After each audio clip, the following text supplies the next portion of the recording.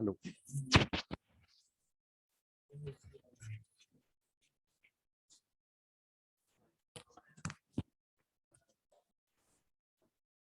Switch gear and protection क्या क्या होता है इसमें, मतलब क्यों स्टडी क्यों कर रहे हैं इसको, जरूरत क्या है पहले स्विच गियर है, सुरक्षित करने के लिए, कंट्रोल करने के लिए और प्रोटेक्ट करने के लिए। कंट्रोल और प्रोटेक्ट कैसे करेंगे? तो कंट्रोलिंग तो पहले नहीं हो रही क्या? जैसे जो ट्रांसमिशन लाइन आपने पढ़ी उसके अंदर सारी चीजें तो देख ली कि अगर रिएक्टिव पावर का ऐसे ज्यादा होगा, रेजिस्टेंस इफेक्ट को कैसे करेंगे, कैपेसिटेंस वाला क्या होगा, बंडल कंडक्टर काम में ले लेंगे, मतलब वो सारी चीजें तो हमने देख ही ली। तो बेसिकली फिर इसकी क्या जरूरत है, ये अलग से क्या करेगा? अरे इसको साइलेंट कर दे। प्रोटेक्शन के लिए सर, प्रोटेक्शन, तो प्रोटेक्शन कैसे? जैसे कि फॉल्ट होता है, हाँ ठीक है, रिले उसे क्या करेगा, डिटेक्ट करेगा, सर्किट ब्रेकर ऑफ कर देगा। सर्किट ब्रेकर ऑफ कर देगा, ठीक है। मतलब एक तो तुम्हारी प्रोटेक्शन हो गई कि एक तरीके से ऑन ऑफ का काम हो गया, और कोई काम?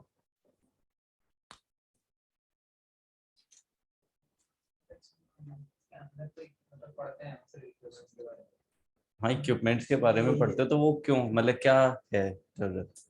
इक्विपमेंट्स तो डायरेक्टली आप परचेज भी कर सकते हो।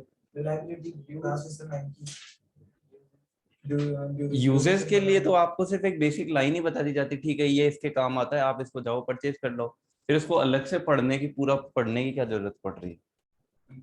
देखो जैसे ये आपका एक स्विच लगा हुआ है, ठीक है नाउ, ये जो स्विच है इसमें से करंट पास होती है,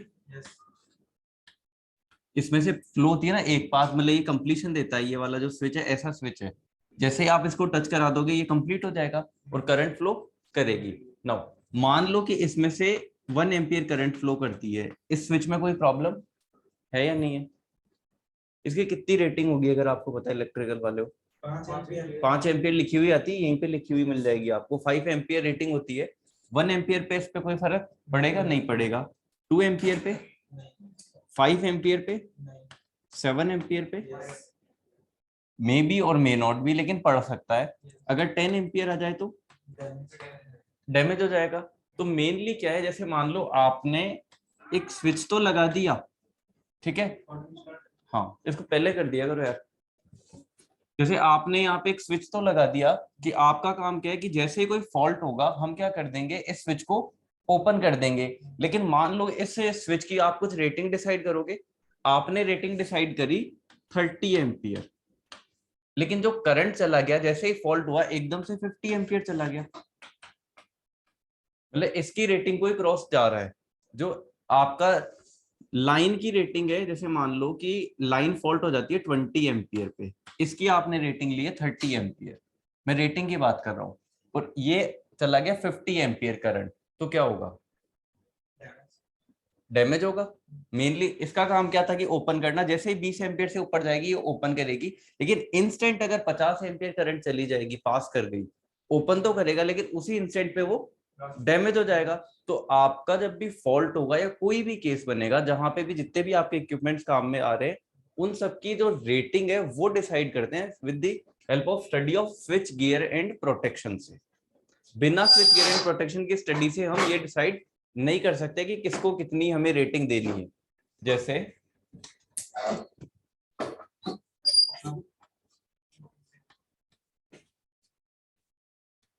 नो, आपने ये कुछ अरेंजमेंट कर रखा है, ये ट्रांसमिशन लाइन है, ठीक है, पहले ये यहाँ से कनेक्टेड है, करंट फ्लो इधर से आके इधर चला जाएगा। अगर मैं इसको पीछे की तरफ खींच लूंगा, पुल कर लूंगा, जैसे ये आ गया, अब करंट इधर से इधर जा सकता है क्या? नहीं जा सकता। करंट को तो ब्रेक करना और मान लो कि फ्लो करवाना वो तो हम कर लेंगे किसी भी स्विच से, जैसे मान लो इस मैकेनिज्म से भी कर रहे हो, इसके केस में करंट नहीं जाएगा और इसके केस में करंट जाएगा। तो मान लो इसमें से करंट जा रहा है तो इनकी रेटिंग भी तो आपको डिसाइड करनी है कि ये फ्यूज कब ब्लो हो, कब मान लो ये सर्किट ब्रेकर है तो क्या हो, रिले है तो क्या हो, स्टैंड तो कर सके। जैसे आपने जैसे एक पुलिस वाले को लगाया, ठीक है, किसी भीड़ को रोकने के लिए, वो पुलिस वाला उनको रोक तो रहा है लेकिन एकदम से इतनी भीड़ आ गई कि उसको ही कुचल के निकल गई, तो वो तो वहीं फिनिश हो गया। तो फिर आपको नया रिप्लेस करना पड़ेगा। तो हर बार ऐसा थोड़ी कर सकते हो, मान लो कि 50 बार ऐसा होते जा रहा है। हमारा काम ये है कि पहली चीज तो जिस प्रोटेक्शन के लिए इसको लगा रहे हैं वो प्रोटेक्शन करे, साथ ही साथ ये स्टैंड भी करे, ऐसा नहीं हो कि उसी टाइम पे फॉल्ट करंट को इंटरप्ट करने के बाद में खुद ही खत्म हो जाए। तो इन सब की प्रोटेक्शन जरूरी है। ये क्लियर है? तो क्या क्या इक्विपमेंट्स काम में आते हैं? ठीक है, हाँ मतलब आइसोलेटर भी हो गया, फ्यूज भी है, और रिले, सर्किट ब्रेकर भी सही है।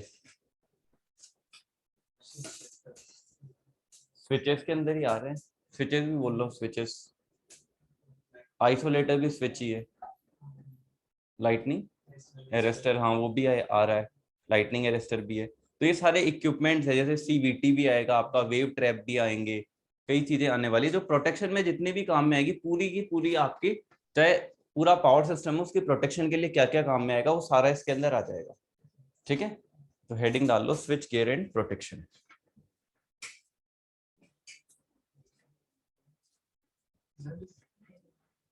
एक जस्ट लाइन नोट कर लो बस, simple. The apparatus used for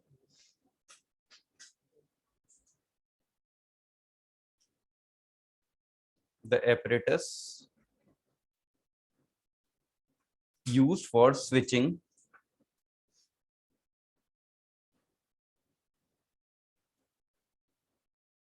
comma controlling switching comma controlling and protecting the electrical circuits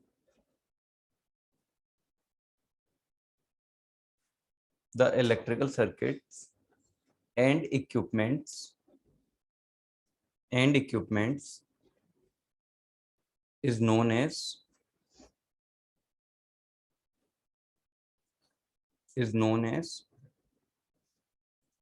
switch gear। एक साथ लिख लेंगे स्विच गियर, स्पेस में देना switch gear.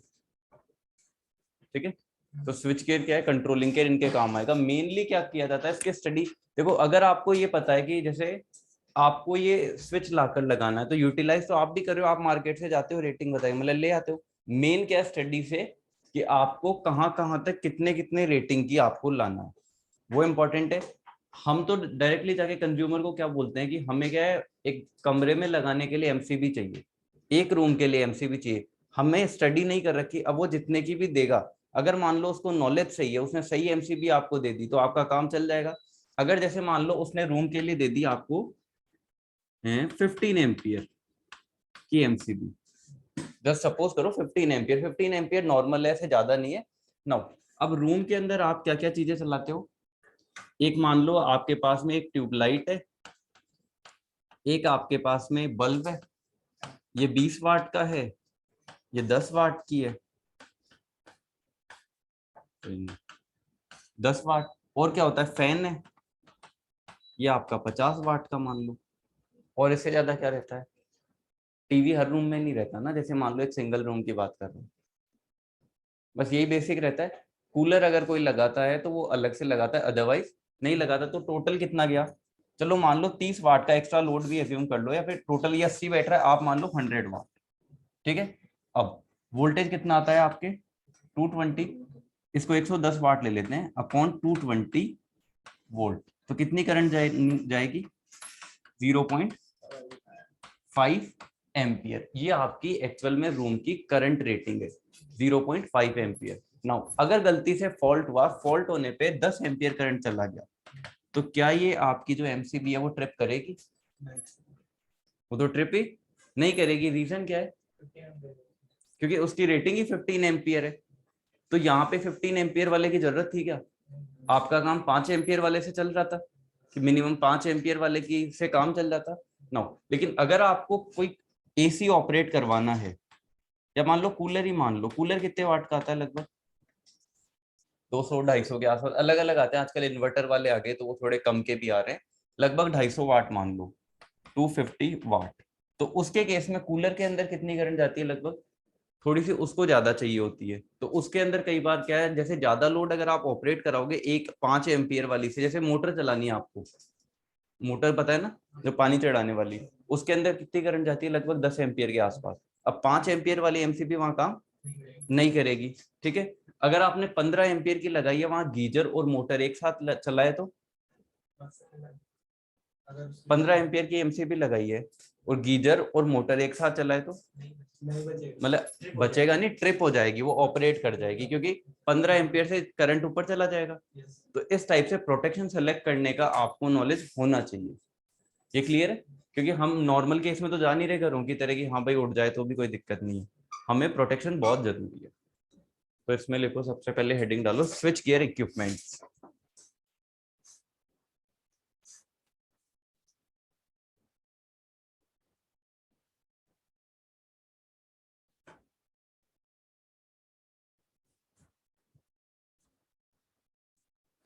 switch gear equipments.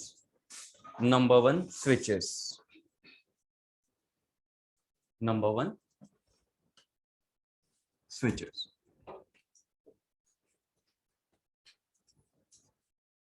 Switch basically ये हर जगह पे स्विच का काम क्या है, एक तरीके से इंटरप्ट करना। मतलब आप एक तरीके से जैसे इस स्विच है, इसको ऑन या ऑफ करके चला सकते हो कि जैसे मान लो ऊपर कर दोगे तो कोई कनेक्शन नहीं रहा, मतलब ये ओपन हो गया, जैसे ही आप इसको नीचे करोगे एक कनेक्शन कंप्लीट हो जाता है, मतलब ये वाला जो स्विच है ये जस्ट नीचे आ जाता है। ऐसा ही तो होता है इसके अंदर। तो एक बेसिक स्विच है, स्विच का काम क्या होता है, मतलब ऑन ऑफ नहीं बोलेंगे, एक तो क्लोज और ओपन।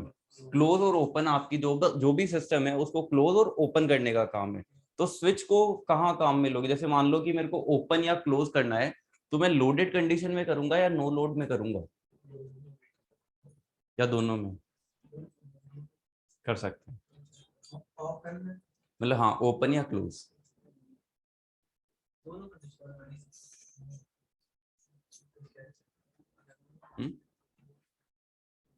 स्विच को ओपन या क्लोज करना है तो लोडेड कंडीशन, अनलोडेड हो गया, मतलब लोडेड का कंडीशन का मतलब समझ रहे हो ना, जैसे करंट फुल फ्लो कर रही है, जैसे मान लो आपका ये कंप्लीट है, ये वाला क्लोज है, ये ओपन है, इसमें से फुल करंट फ्लो कर रही है, तो मैं इसको ओपन कर सकता हूँ, या जीरो करंट फ्लो होगी तभी मैं इसको ओपन करूंगा। इसको दोनों में ही कर सकते हो, कोई इश्यू नहीं है। तो बेसिक स्विच का काम आपको पता है, मतलब सप्लाई को कनेक्ट रखना और डिसकनेक्ट रखना, ठीक है। तो इसमें लिखो it can be used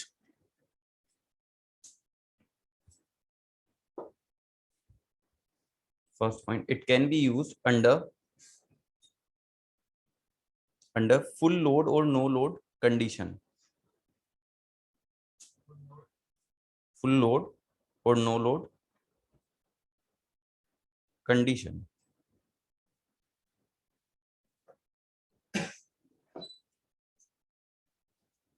हो गया फुल लोड और नो लोड कंडीशन। नाउ तो क्या हम इसको फॉल्ट के लिए काम में ले सकते हैं? फॉल्ट का मीनिंग समझ रहे हो? जैसे देखो फॉल्ट अभी हुआ नहीं है, वो मैं लास्ट में कराऊंगा आपके, या फॉल्ट के बारे में सिर्फ बेसिक वाला आता है, जो डिटेलिंग में आता है ना, फॉल्ट हो गया, स्टेबिलिटी हो गई और एक लोड फ्लो, वो गेट में ज्यादा पोर्शन आता है, इसलिए उसको थोड़ा लास्ट में रख रखा है। फॉल्ट का ऐसे जैसे ये आपकी ट्रांसमिशन लाइन जा रही है, ये यहाँ से एकदम से ग्राउंड के टच हो गई,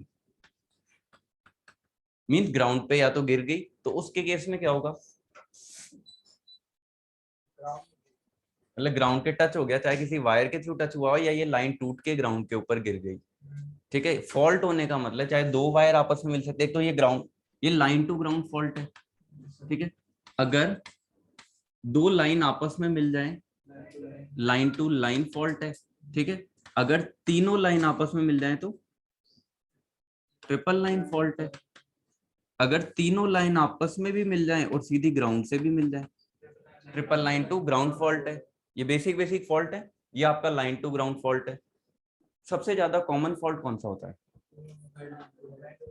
लाइन टू ग्राउंड फॉल्ट सबसे ज्यादा यही होता है।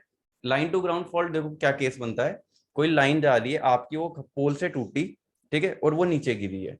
अब आपके दिमाग में आ रहा है तो करंट तो ब्रेक हो गया। तो एक चीज बताओ, जैसे मान लो ये दो वायर थे, ये वाला अलग रह गया, ये वाला टूट के नीचे गिर गया, तो ये जमीन से तो टच है, यहाँ से एक वोल्टेज सोर्स भी कनेक्टेड है, वो भी इधर ग्राउंडेड है, तो पाथ कंप्लीट होगा या नहीं होगा?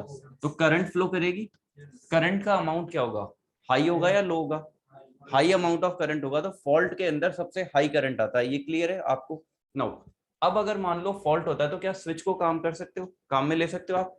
अगर आपने बेसिकली यहाँ पे जो स्विच लगा हुआ था इसको ओपन कर दिया तो ये करंट बीच में से रुक जाएगी। बेसिक काम यही है, तो क्या हम इसको काम में ले सकते हैं? क्या प्रोटेक्शन के लिए तो नहीं है। प्रोटेक्शन के लिए क्यों नहीं ले सकते? रीजन, जब आपके किसी के झटका लगेगा तो आप इसको ऑन ऑफ करते हो या नहीं करते? मतलब किसी के झटका लग रहा है या कोई स्पार्क एकदम से हो रहा है, आपके पास में तो यही प्रोटेक्शन है, आप इसी को आके प्रेस कर देते हो। तो यहाँ पे भी काम में लेंगे या नहीं लेंगे? क्यों?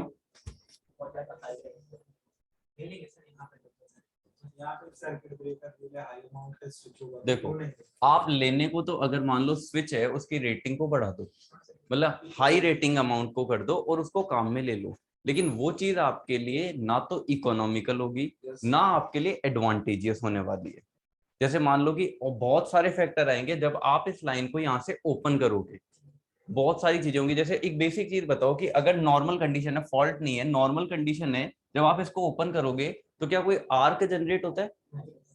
आर्क डेफिनेटली जनरेट होता है। तो आर्क जनरेट लो करंट के अंदर ही हो रहा है, यहाँ पे तो हाई करंट है, फिर उसको कैसे बचाओगे? तो मेनली जो स्विच है ना, नॉर्मल स्विच, उसको हम फॉल्ट करंट के लिए काम में नहीं लेते, ऑन ऑफ के काम में ले लेते हैं। फॉल्ट के लिए हम दूसरी चीजें बनाने वाले, वो भी एज ए स्विच ही है। जैसे अभी मैंने एक डायग्राम सा बनाया था, ऐसा कुछ ऐसा था। अगर आप इस टी को पीछे ले लोगे तो लाइन ब्रेक हो गई। ये भी एक तरीके से स्विच है, लेकिन ये वाला ओपन क्लोज वाला स्विच है, ये अलग टाइप का स्विच है। इनके नाम ही आएंगे अलग, क्या नाम आएगा वो हम आगे देख लेंगे। ठीक है, तो स्विच को ऑन ऑफ के लिए आप बेसिकली लोडेड और अनलोडेड कंडीशन में काम में ले सकते हो, लेकिन फॉल्ट के इंटरप्शन के लिए हम इसको काम में नहीं ले सकते। ये चीज क्लियर है? दूसरी चीज, कभी भी आप स्विच को ओपन करोगे तो आर्क क्रिएट होगा। आर्क पता है ना सबको, वो चिंगारियां। ठीक है, अब वो चिंगारियां होती हैं, जो आर्क आता है उसको कैसे रोकोगे? रोकना जरूरी है या नहीं है? हाई रेजिस्टेंस पाथ होना चाहिए। ठीक है, वो तो तुम थोड़ा आगे चले गए काफी। चलो देखते हैं इसके अंदर कि कैसे क्या रोकेंगे। पहले इसमें लिखो next point, it can not interrupt the fault current. Next point, it cannot interrupt INTERRUPT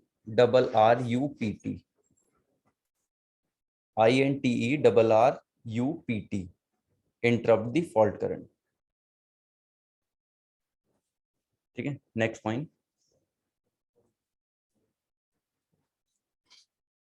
when the switch contacts are open, when the switch contacts are opened, OPENED, open, हाँ switch contacts, ये contact है ना, ये और ये देखो, ये contact ही था। जैसे इसको आप चाहे नंबर 1 लिख लो चाहे नंबर 2, मतलब 1 और 2 कॉन्टेक्ट्स ही हैं, लिखना नहीं, बनाने की जरूरत नहीं। ओपन कॉमा लगा के, an arc is produced in the air, an arc is produced in the air between the contacts, between the contacts.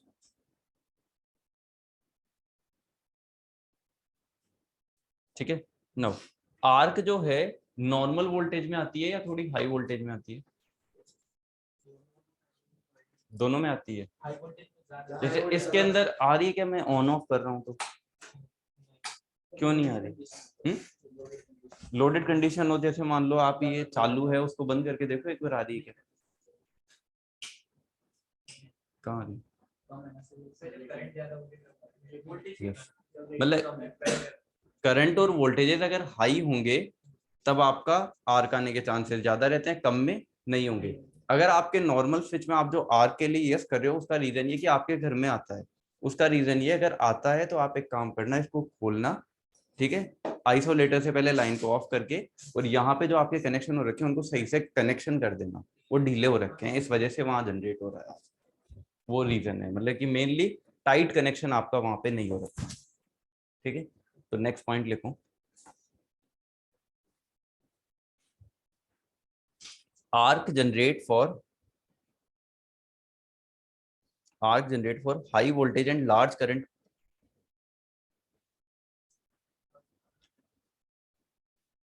arc generates for high voltage and large current capacity.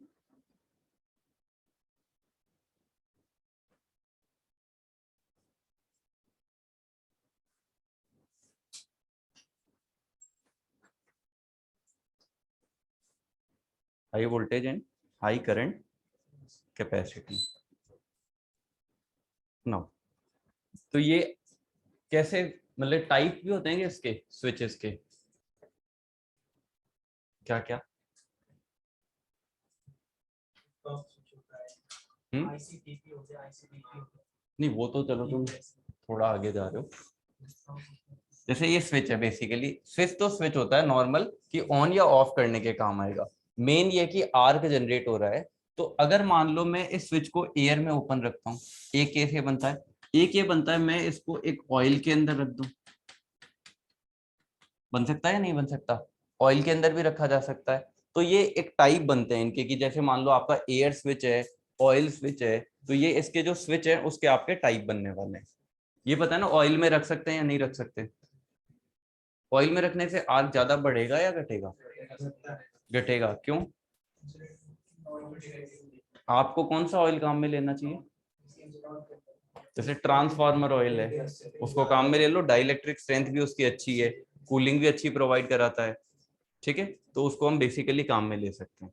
तो next types लिख लो, types of switches.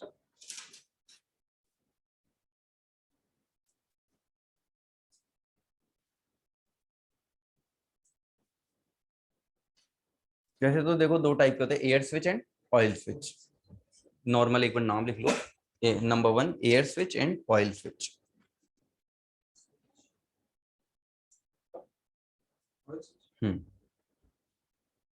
Air switch and oil switch. ठीक है, मतलब ये जो नाम है air switch and oil switch, इसका मीनिंग ये है कि ये जो कॉन्टेक्ट है अगर आपके एयर में ओपन होंगे दैट इज एयर स्विच, अगर मान लो ऑयल में ओपन होंगे तो ऑयल स्विच। बस, तो नंबर 1 हेडिंग डालो, air brake switch, air brake switch.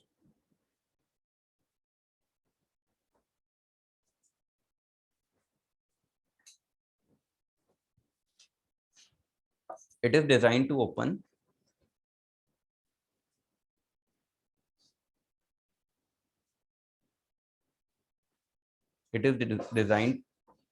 open a circuit under loaded condition.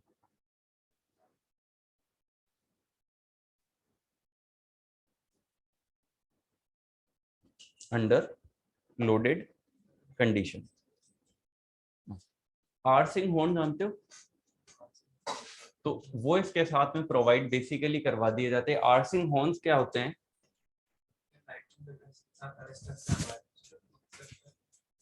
जैसे आर्सिंग हॉर्न आपने देखे ट्रांसमिशन लाइन के अंदर, जो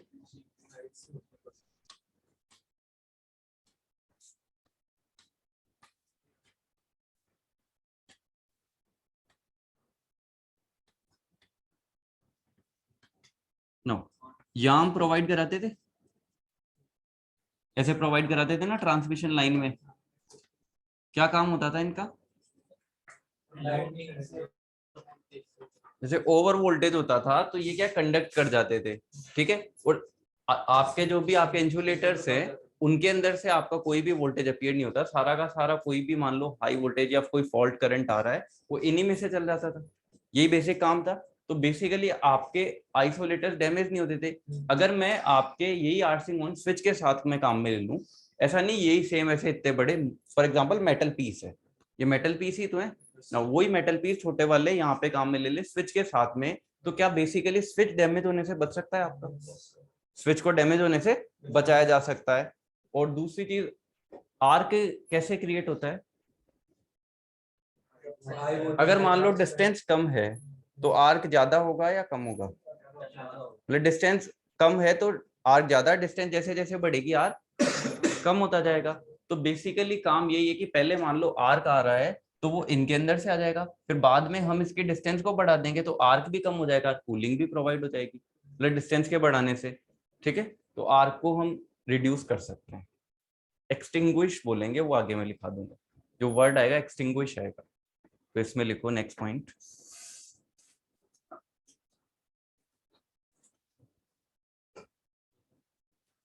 in order to quench, QUNCH, in order to quench, QUENCH, quench the arc, quench यानी रोकना, खत्म करना, quench the arc that occurs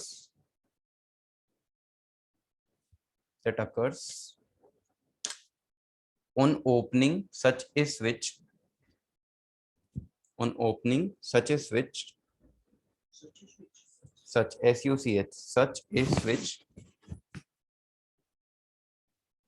special arcing horn are used, ARCING, arcing horn भी बोलते हैं, मेरी आर्सिंग हॉर्न बोलने की आदत है, arcing horn are used.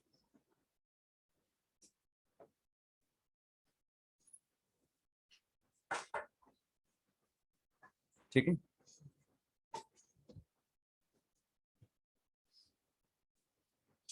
No ये थोड़ी लिखो ये मेटल पीस होता है, नहीं। फिर लिखो next point, when the switch is open,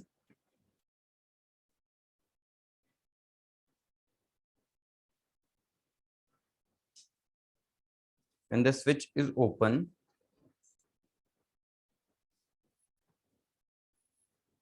क्या होगा, आर्सिंग हॉर्न के अंदर आपका आर्क आ जाएगा।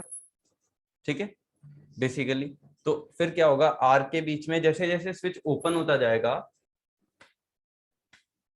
यहां से क्लोज था, जैसे जैसे ओपन होगा इन दोनों के बीच में क्या डिस्टेंस बढ़ती जाएगी, तो एक तरीके से आर्सिंग हॉर्न के बीच में भी डिस्टेंस बढ़ती जाएगी, तो उनका कंडक्शन भी टूट सकता है ना। आर्सिंग हॉर्न कंडक्शन करा देंगे, मतलब आपका स्विच डैमेज नहीं हो रहा, वो अपने अंदर से ले रहे हैं, और जैसे जैसे आप डिस्टेंस बढ़ा दोगे मतलब लेंथ बढ़ती जाएगी। ये क्लियर है? तो क्या लिखा है आपने, when the switch is open, इसमें लिखो द आर्क इज, कॉमा लगा के, the arc is length, the arc is length, LENGTH, उसके आगे ENED और लगा दो,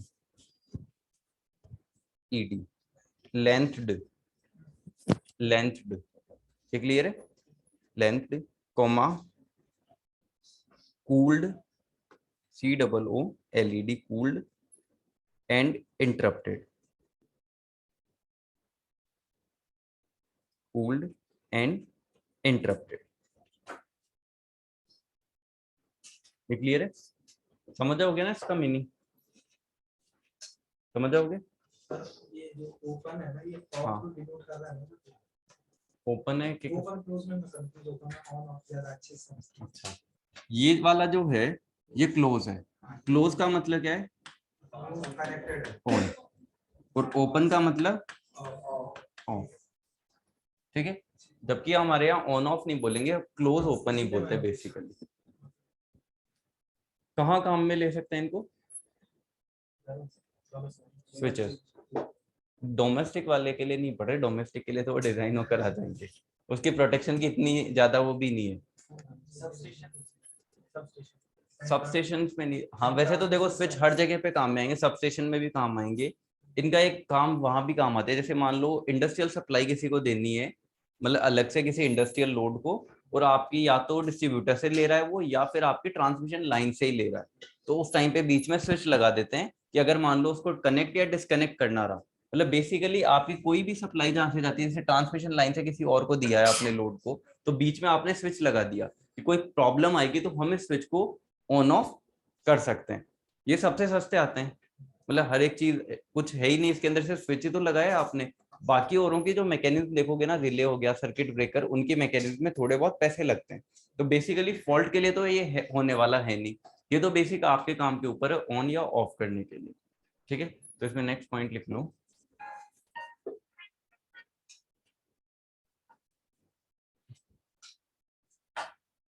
it is generally used for outdoor circuits,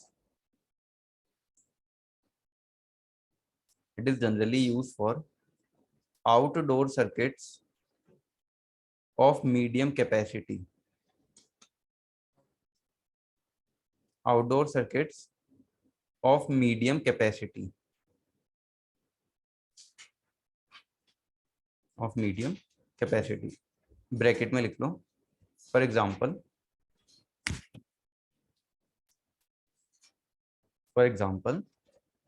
line is supplying an industrial load,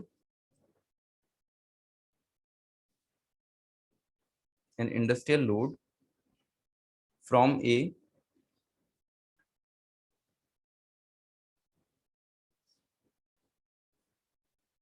a main transmission line or feeder, from a main transmission line or feeder.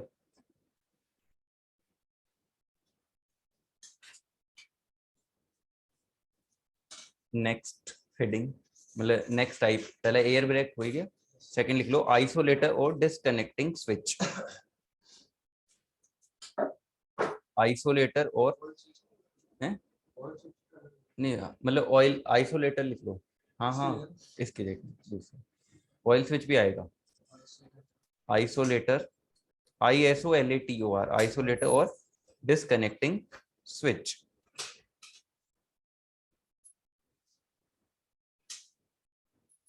Disconnecting switch no, ये क्या होता है? Isolator देखा है आपने? घरों में भी यूज में लेते हो आप?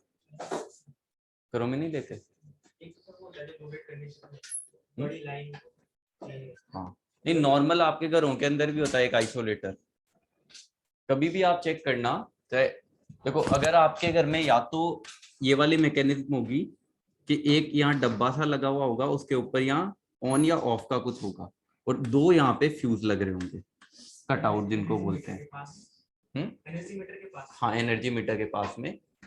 नई मैकेनिज्म के अंदर आपके घर में MCB लग रही होगी, उस MCB के अंदर एक तो आपका बड़ा वाला MCB लग रही होगी, बाकी छोटी छोटी लग रही होंगी, ठीक है। ये जो बड़ी वाली MCB है, इसका काम, इसकी रेटिंग ज्यादा होगी, जैसे मान लो 20 एम्पियर या 40 एम्पियर ऐसी कुछ मिल जाएगी आपको। अगर ज्यादा आपके लोड है तो 65 एम्पियर, वो तो बहुत ज्यादा हो जाता है, बाकी बेसिकली 25 एम्पियर के आसपास या 30 तक ले लो। यही आपका आइसोलेटर होता है, उसी पे लिखा हुआ होता है, और यही आपका एक आइसोलेटर होता है। ये आइसोलेटर्स होते हैं, बेसिक काम क्या होता है इनका? आइसोलेट करना। आइसोलेट का मीनिंग क्या समझते हो? अलग अलग करना। जैसे आपको क्या है, कई बार अगर हमें एक रूम में काम करना है, हम MCB को ऑफ कर देते हैं, मतलब ट्रिप करा देते हैं खुद ही, और उस रूम में काम कर लेते हैं। लेकिन अगर आपको पूरी लाइन में काम करना है तो हम आइसोलेटर से ऑफ कर देंगे। तो बेसिक इसका काम वैसे क्या है, अभी तो घरों से ले रहे हैं, बाकी अब बाद में देखते हैं। एक तो लाइन को डिस्कनेक्ट करना, ठीक है। अगर आपको कहीं पे कोई काम करना है लाइन के अंदर, तो ये काम में दे सकता है। बेसिकली लाइन को डिस्कनेक्ट करने का ही काम है, लाइन को कनेक्ट और डिस्कनेक्ट करने के काम में आता है। नॉर्मल जो स्विच है वो यहाँ पे हम काम में नहीं ले सकते, ये स्विच ही है एक तरीके से, ये भी स्विच ही तो है, आइसोलेटर भी आपका एक स्विच है। तो उसी तरीके से हमारी ट्रांसमिशन लाइन के अंदर, जैसे मान लो आपको किसी चीज पे काम करना है, फॉर एग्जाम्पल चाहे वो आपका चाहे रिले हो, ट्रांसफार्मर हो, कोई भी चीज हो, तो उसके ऊपर आपको काम करना है, रिपेयर करनी है उसकी, तो क्या करेंगे हम? आइसोलेटर जो स्विच है उसको ऑफ, मतलब डिस्कनेक्ट करवाएंगे ना लाइन से, कि कोई एकदम से करंट नहीं आ जाए, वो जरूरी है कि उसको ओपन होना जरूरी है, ये क्लियर। उसके अलावा काम हम नहीं कर सकते, ये तो क्लियर है। नो, आइसोलेटर को ऑन ऑफ मतलब जो ऑफ किया जाएगा, ओपन किया जाएगा, वो किस कंडीशन में करेंगे? लोडेड कंडीशन या अनलोडेड कंडीशन? लोडेड कंडीशन में नहीं करेंगे, इसको नो लोड के केस में करेंगे। नो लोड के केस का रीजन ये है, जब आप किसी लाइन पे काम करने जा रहे हो, तो आप पहली चीज तो यही श्योर करोगे ना कि उसमें से करंट फ्लो ही नहीं कर रहा। जब आप मान लो कि आपको रिपेयर करने जाना है घर के ऑपरेटर, तो सबसे पहले सारे स्विचेस बंद करके जाते हो या फिर ऑन के अंदर ही जाके आइसोलेटर को कर देते हो? ऑफ करके जाते हैं। तो पहली चीज तो आइसोलेटर जब भी ओपन करते हैं वो किस कंडीशन में करेंगे, नो लोड के केस के अंदर करेंगे। लास्ट में मैं एक डायग्राम भी बना दूंगा, उससे भी क्लियर हो जाएगा कि आइसोलेटर्स लगेंगे कहाँ। ये क्लियर है? तो नो लोड में ही ओपन होगा। एक डायरेक्ट क्वेश्चन आता है तो इसमें पॉइंट लिख लो पहले।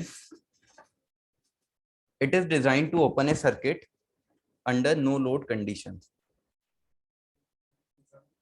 It is design to open a circuit under no load condition.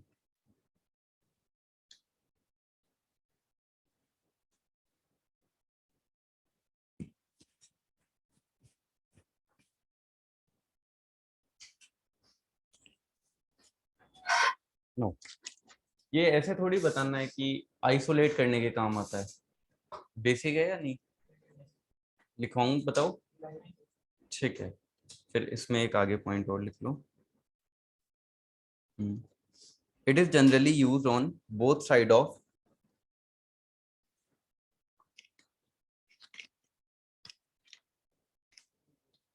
it is generally used it is generally used on both side of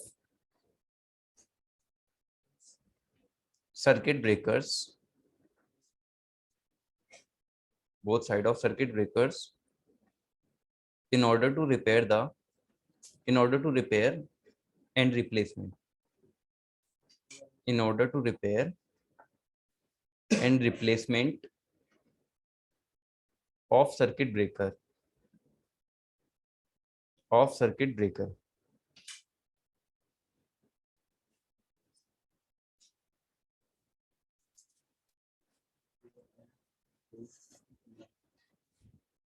ये क्लियर है? नाउ तो आपकी लाइन में जैसे ये एक सर्किट ब्रेकर लगा हुआ है,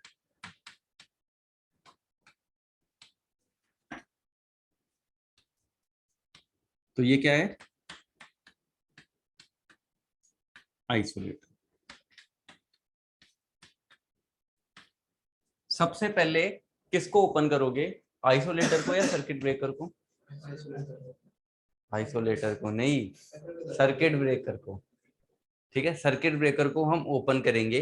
नाउ अब मान लो आपने इसको ओपन तो कर दिया, लेकिन आपके कोई करंट नहीं लग रहा है, इसको आपको रिप्लेसमेंट करना है। यहाँ पे करंट तो आ ही रहा है, इसको अगर रिप्लेस करना है देन आप किसको करोगे, आइसोलेटर को। तो फर्स्ट किसको करेंगे,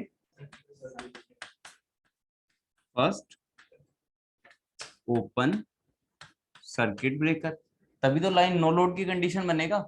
अगर सर्किट ब्रेकर को ही आपने ओपन नहीं किया, ऐसे ही मान लो ये भी एक स्विच है, आगे समझ में आ जाएगा। अगर ये ओपन हो जाएगा इसका मतलब नो लोड की कंडीशन बन गई।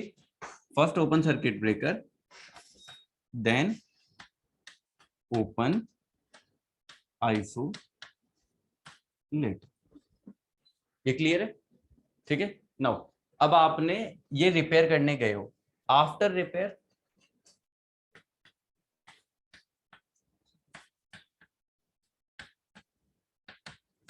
बिफोर रिपेयर, रिपेयरिंग से पहले करना है आपको। मतलब अगर आपने अब रिपेयर कर ली, अब किसको करोगे क्लोज? अब क्लोज करना है दोनों को, पहले आइसोलेटर को क्लोज करोगे या सर्किट ब्रेकर को?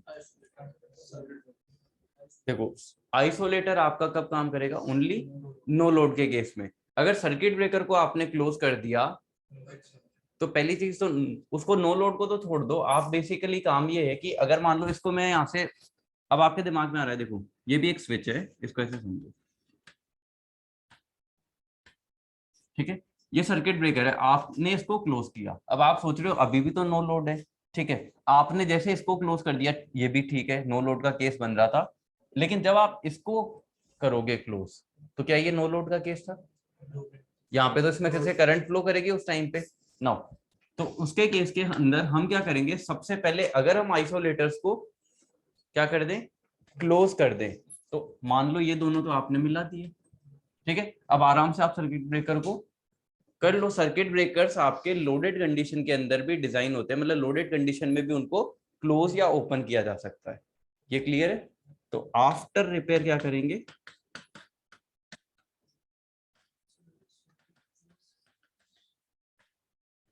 फर्स्ट क्लोज किसको, isolate, then close, circuit break. ठीक है, ये नोट नहीं ड्रॉ करने की जरूरत।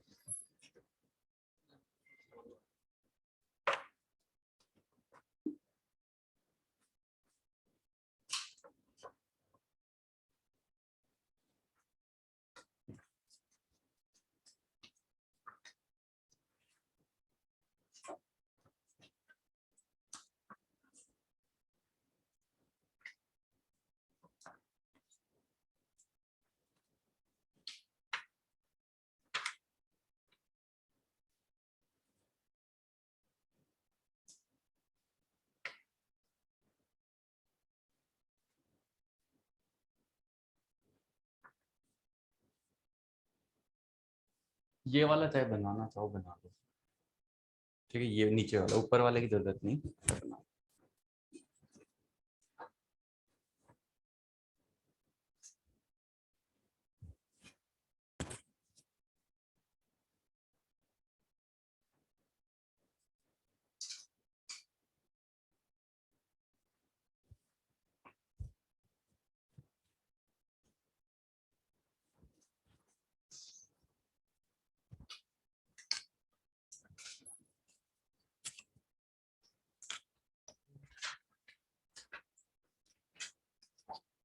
हो गया।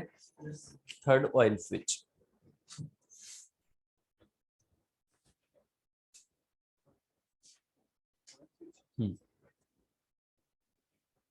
कॉइल नहीं ऑयल, ऑयल स्विच। नो, जो कॉन्टेक्ट्स आप एयर के अंदर ओपन कर रहे थे, अब क्या कर लेंगे हम, ऑयल के अंदर पुट कर देंगे और उनको ऑयल के अंदर हम ओपन कर लेंगे बेसिकली। तो ऑयल के अंदर काम में लेने से क्या होगा, एक तो आर्क आता है, उससे हीटिंग भी आती है, कूलिंग भी आपको प्रोवाइड हो जाएगी, आर्क भी आपकी क्वेंच हो सकती है। आर्क क्वेंच का मतलब होता है आर्क को कम करना, ठीक है। तो बेसिकली उसके लिए काम में लेते हैं। कौन सा ऑयल काम में लेते हैं वैसे, ट्रांसफार्मर ऑयल काम में ले लो आप। तो इसमें लिखो the contacts of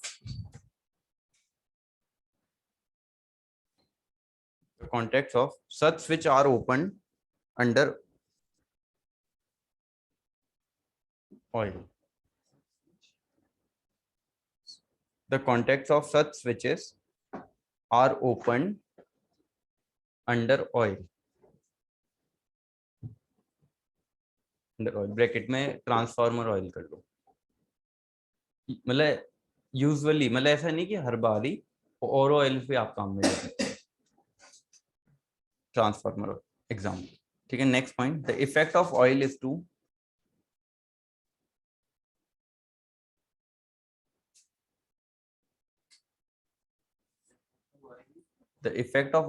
to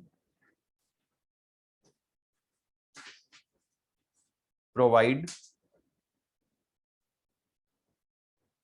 cooling, providing cooling and quench, QUENCH,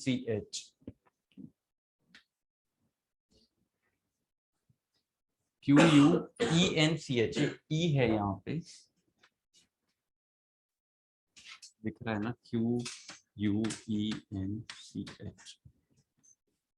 quench, ठीक है। क्वेंच का मतलब रोकना, चाहे ब्रैकेट में कर लेना, क्वेंच यानी रोकना। क्वेंच द आर्क,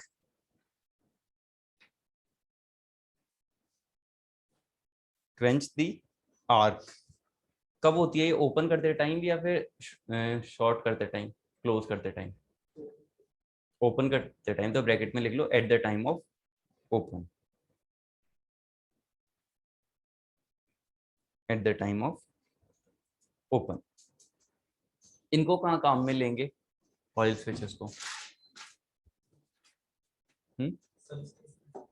सबसे देखो, काम में तो लेने को तो कहीं ले सकते हो, सबस्टेशन बेसिक आपकी फॉर्म में जो एयर स्विच है आपका, वो भी सबस्टेशन पे काम आता है, ऑयल स्विच भी आ जाता है आने को तो, लेकिन इंडस्ट्रियल यूज में भी दोनों ही आ जाते हैं। जहां पे हायर वोल्टेज और हाई करंट आ जाएगी, वहाँ ऑयल स्विच काम में ले लोगे। जहाँ अगर मीडियम वोल्टेज या मीडियम करंट या लो करंट है वहाँ एयर स्विच काम में ले लोगे बेसिकली। ठीक है, रिपेयरिंग वगैरह के लिए जाना है तो आप आइसोलेटर को काम में ले सकते हो। ये भी स्विच, ये एयर स्विच ही हो गया आपका बेसिकली, और है कुछ नहीं इसमें खास ज्यादा, यही तो है। ठीक है, तो इसमें लिखो use for high voltage and large current carrying capacities, used for high voltage and large current carrying capacity circuits, and used for high voltage and large current carrying capacity circuits, large current carrying capacity circuits। ये clear है?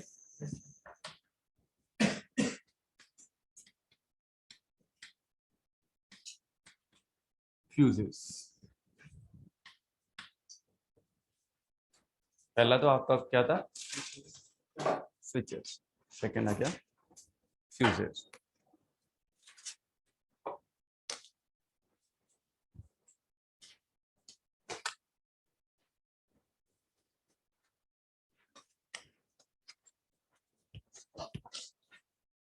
Fuse का काम क्या होता है? Fuse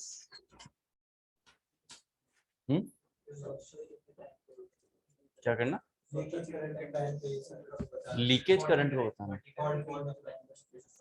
faulty current को।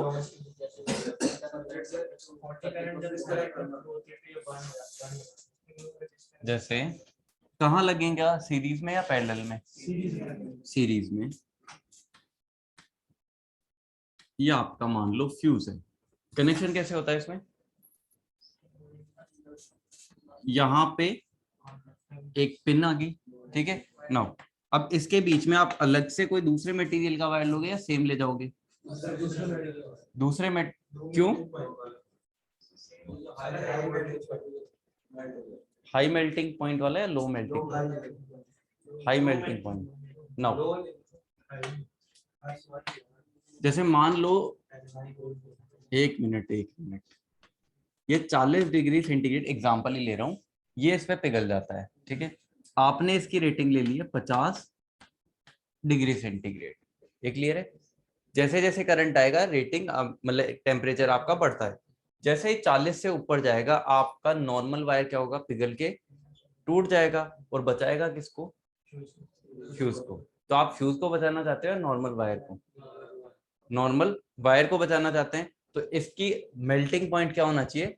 लो होना चाहिए, कि ऐसा नहीं हो कि आपका मेन वाला वायर टूट जाए ये वाला बच जाए। ये क्लियर है? और काम क्या होता है, मतलब बेसिक काम क्या है? क्या स्विच को ये सप्लाई को कनेक्टिविटी प्रोवाइड कराता है? कनेक्टिविटी प्रोवाइड कराता है, इसी के थ्रू सारा करंट फ्लो होता है। जैसे आपके कहीं पे भी बीच में फ्यूज लगा हुआ होगा, जो आपके घर के बाहर जो मीटर मैंने बताया उसके एक आइसोलेटर है, और जो दो कटआउट स्विच लगे होते हैं, कटआउट बोलते हैं इनको, कटआउट आपके फ्यूज होते हैं, ये आपके यहाँ पे लगे हुए होते हैं। इनका काम क्या है? एक वायर इनके बीच में प्लेस होता है। नॉर्मल होता क्या है कि लोगों के ये वायर टूट जाता है, तो जब टूट जाता है तो क्या करते हैं? दूसरा लाके रिप्लेस करना रहता है। तो अब दूसरा लाने को जाता नहीं है, तो कोई भी वायर पड़ा होता है उसी को काटते हैं, तोड़ते हैं और बांध देते हैं। ठीक है, तो फ्यूज लगाने का उनका कोई सेंस नहीं, उससे अच्छा वो डायरेक्टली जोड़ दें। यही काम करते हैं। नो, इसकी रेटिंग कितनी होनी चाहिए? करंट रेटिंग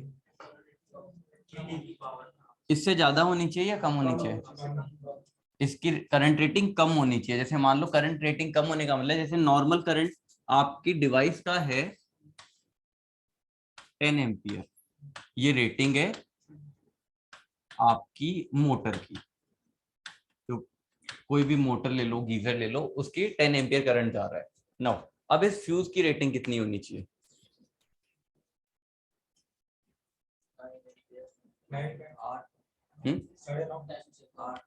रेटिंग का मतलब ऐसे मान लो नॉर्मल करंट है, ये नॉर्मल करंट है, मैं नॉर्मल करंट।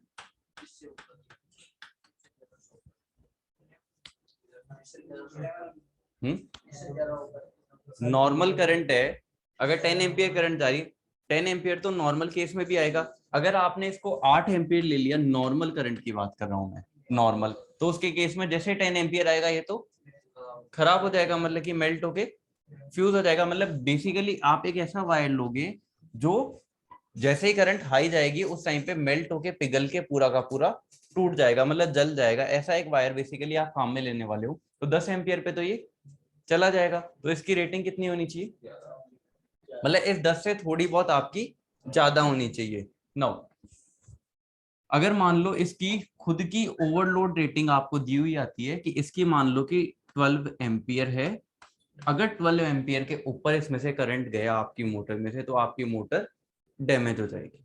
ये रेटिंग आपकी आ रखी है, तब इसकी कितनी लेोगे आप, मतलब 10 से तो आपकी नॉर्मल जितना करंट जा रहा है उससे तो इसकी रेटिंग ऊपर, लेकिन जहां पे आपकी मोटर जल जाएगी उस रेटिंग से नीचे होनी चाहिए। ये क्लियर है? 10 और 12 के फिर बीच में आना चाहिए। ऐसा नहीं कि आप इस 12 को क्रॉस कर जाओ। अगर आप 12 को क्रॉस कर गए तो आपकी पहले मोटर उड़ेगी और आपका फ्यूज बच जाएगा। ये क्लियर है? तो बेसिकली फ्यूज का काम क्लियर है। नॉर्मल करंट को तो इसको सप्लाई कराना है और फॉल्टी करंट को इंटरप्ट कराना है। ये क्लियर है? नाउ कई बार केस ऐसा भी होता है कि करंट जो है ऐसे कुछ आके चल जाती है फिर नॉर्मल हो जाती है। मतलब एक तो तक फॉल्ट करंट की इंस्टेंट, मतलब परमानेंटली आपकी 50 एम्पियर 100 एम्पियर से ऊपर जाते जा रही है। ये एक इंस्टेंट था कि किसी ने गलती से क्या है वायर को टच किया था फिर सही कर दिया वापस से। जैसे आपने गलती से 2 वायर मिलाए थे लेकिन वापस से छूट गए, तो नॉर्मल करंट अप और डाउन गई, मतलब हाई करंट आई फिर वापस नॉर्मल हो गई। तो इस केस में फ्यूज ब्लो होना चाहिए या नहीं होना चाहिए? जैसे आपने कोई भी 2 वायर्स को एक बार एक झटके से मिलाया, मैं एग्जांपल ले रहा हूँ कोई भी केस है, उसके केस में क्या होगा, करंट हाई फ्लो करेगी, फिर जैसे ही आपने तुरंत ही उसको डिस्कनेक्ट कर दिया टच कराते ही, तो एक टाइम पे हाई करंट आई थी फिर वापस नॉर्मल करंट हो गई। तो फ्यूज ब्लो होना चाहिए उस टाइम पे या नहीं होना चाहिए? आपको ये चेक करना है कि अगर ये एक टाइम तक कंटिन्यू आए करंट ज्यादा, तो वो जाके क्या हो, ब्लोन ऑफ हो, मतलब वो बाद में जले। ऐसा नहीं कि वो तुरंत जैसे ही करंट आई वो जल गया। ये क्लियर है? एकदम से पीक करंट आ गई तो वो नहीं जलना चाहिए। जैसे फॉर एग्जांपल एक डीओएल स्टार्टिंग थी, डीओएल स्टार्टिंग के अंदर क्या होता था, कोई भी मोटर को आप स्टार्ट कर देते, ये आपको पता है वहां पे हाई करंट आती थी स्टार्टिंग के अंदर। नाउ डीओएल स्टार्टिंग के अंदर आप करंट को कम कर देते क्या, करते थे? नहीं करते थे। रोटर को डायरेक्टली सप्लाई से कनेक्ट कर दिया जाता था। ड्यूएल स्टार्टिंग के अंदर आपकी करंट आती थी और वहां पे ये बोला गया था कि जो लो रेटिंग की मशीन होती है उनमें करंट आता है लेकिन वो ठीक है, एक्सेप्टेबल है, और पूरा करंट तो आता नहीं, आपका एक शॉर्ट ड्यूरेशन के लिए आता है, इनरश करंट जिसको बोलते हैं, इनरश करंट आता है। तो ये तो फ्यूज तो आपका पहली बार स्टार्टिंग में जल जाएगा। तो इनरश पे आपका नहीं जलना चाहिए, मतलब कि एक अगर कंटिन्यू टाइम तक चले तभी वो जले, ऐसा नहीं हो। ये ठीक है? तो करंट जो है जैसे मान लो 11 एम्पियर आपने इसकी रेटिंग रखी, तो 11 एम्पियर से ऊपर मतलब 11 एम्पियर ये थोड़े से टाइम तक आए उसके बाद जाके ये जले। ऐसा नहीं कि 11 आते ही ये जल जाए, जैसे एक टाइम भी इसके अंदर मेंशन होना चाहिए। ये क्लियर? चलो इसमें लिखो थोड़ा सा।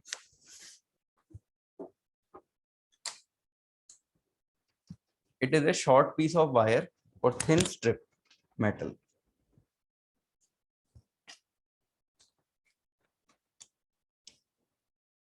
Thin strip. It is a short piece of wire or thin strip.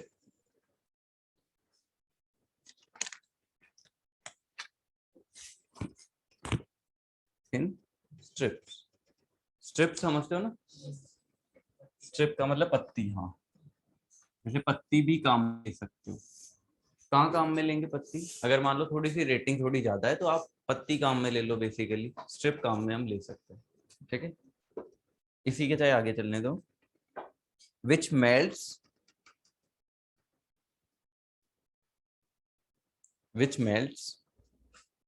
when excessive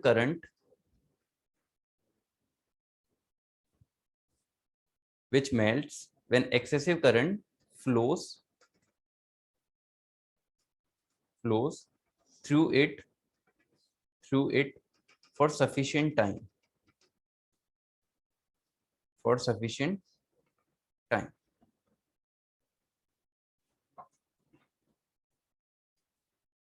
next point, it is inserted in series, it is inserted in series.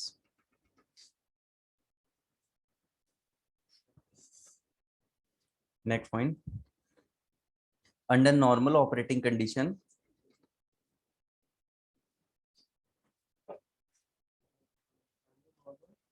under normal operating condition, the fuse element, it at a temperature, the fuse element, it at a temperature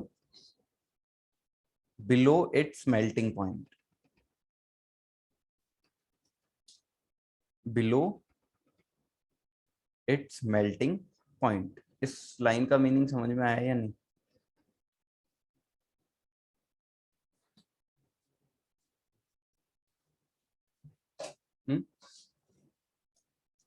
read करना आगे क्या, last वाली line का meaning समझ में आया या नहीं?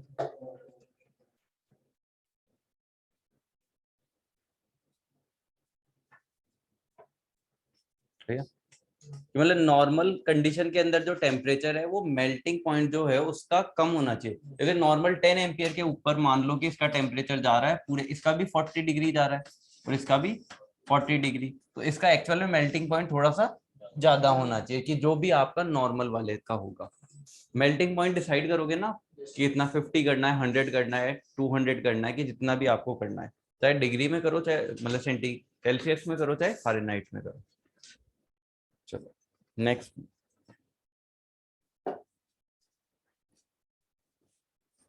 it carries normal current without overheating,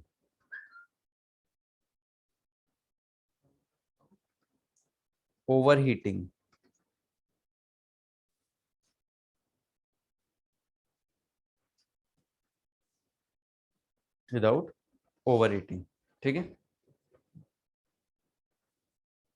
and next point कर लो, when the short circuit or overload occurs,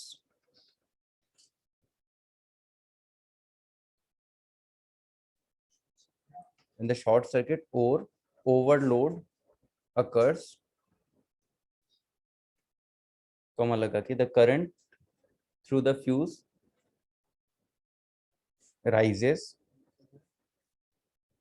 the current through the fuse rises, bracket में कर लो, above its rating capacity, above its rating capacity, bracket में कर लेना above its rating capacity, bracket close, आगे arrow लगा के कर दो,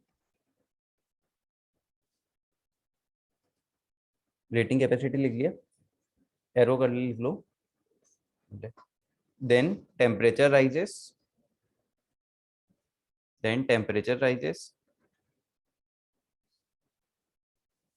फिर एक और एरो लगा दूं, and then fuse element melts,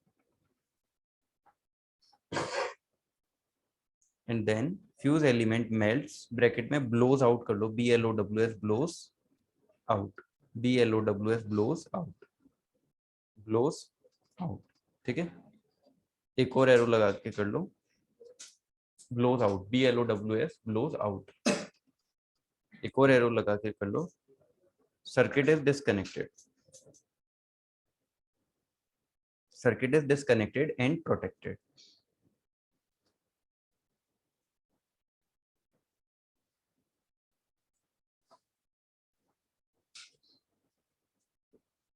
ठीक है।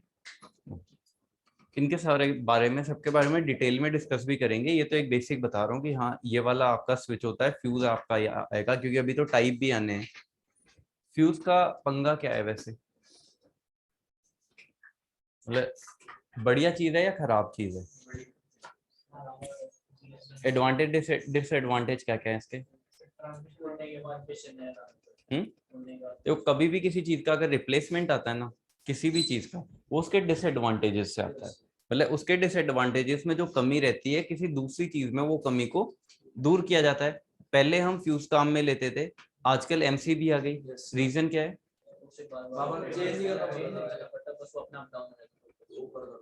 मतलब आपको अगर मान लो कि आपके घर में करंट ऊपर चला गया तो ये मेल्ट होके टूट जाएगा। तो अगर आपको अब वापस से ऑन करना है तो क्या करोगे? दूसरा ही लगाना पड़ेगा, अदरवाइज नहीं चलेगा। मतलब आपको मार्केट जाना पड़ेगा, टाइम कंज्यूमिंग प्रोसेस है। और इस टाइम कंज्यूमिंग प्रोसेस, देखो कभी भी एक चीज आती है ना टाइम कंज्यूमिंग, जैसे आप चाहे से आप नॉर्मल कपड़े धोते हैं ना, लोग पहले हाथों से धोते हैं, धो रहे हैं। जब आप नॉर्मल वॉशिंग मशीन आ जाती है ना, तो एक बार के लिए थोड़ी दिन के लिए आसानी रहती है, हाँ ठीक है। फिर उसमें नॉर्मल वाली में जोर आने लग जाता है कि यार इसमें कपड़े डालने पड़ते हैं, पानी डालना पड़ता है। फिर आती है ऑटोमेटिक वाली, उसके अंदर भी जोर आता है, जबकि उसमें कपड़े बदलने नहीं पड़ते, सॉरी। मतलब नॉर्मल वाली वॉशिंग मशीन और ऑटोमेटिक के अंदर कुछ नहीं होता, लेकिन एक फर्क होता है। जो नॉर्मल वाली है ना, उसको आप देखोगे ना ऑटोमेटिक चलाने के बाद, ये लगेगा सच में सारे दिन तो यहीं खड़े रहना पड़ रहा है। ऑटोमेटिक के अंदर क्या होगा, वो कपड़े धो भी देगी, आपके सुखा के भी दे देगी। तो इतना भी धो रहेगा आपको कि उसको वापस वहां जाके सुखा दे, वो भी नहीं होता है। वो मतलब पड़े रहते सुबह से शाम तक कि कोई जाएगा कोई जाएगा। मतलब हर इवन आजकल तो प्रेस करके भी आने लग गए, तो वो चीज में भी जोर आता है। तो ह्यूमन नेचर है, एक जब भी काम होता है वो टाइम कंज्यूमिंग प्रोसेस या काम नहीं करता है, मतलब एक रिलैक्सेशन में आने के बाद में। तो वो चीज तो वैसे ही रिप्लेस होगी। तो बेसिकली फिर करते क्या है लोग, आप घर के अंदर आपके भी अगर ये फ्यूज लगा हुआ हो ना, उसको निकाल के देखना, कॉपर का बढ़िया सा वायर बंधा हुआ ही मिल जाएगा आपको। हाँ, सबके यही मिलता है, क्योंकि वो कभी ना कभी टूटता है। वो तो जो भी बांधना चाहो, वैसे कॉपर का भी काम में लेते हैं, 10 एम्पियर से ऊपर काम में जाती है ना रेटिंग, तो कॉपर का भी काम में लेते हैं। ऐसा नहीं कॉपर का काम में नहीं लेते, लेकिन ऐसा नहीं कि आपको रूम का चाहिए उसके अंदर भी आप बड़ा वायर बांध दिया, ठीक है। कि कई बार लोगों को क्या रहता है, बढ़िया से बढ़िया क्वालिटी का वायर दे दे, चलो उड़े ही नहीं। Next heading, circuit breakers.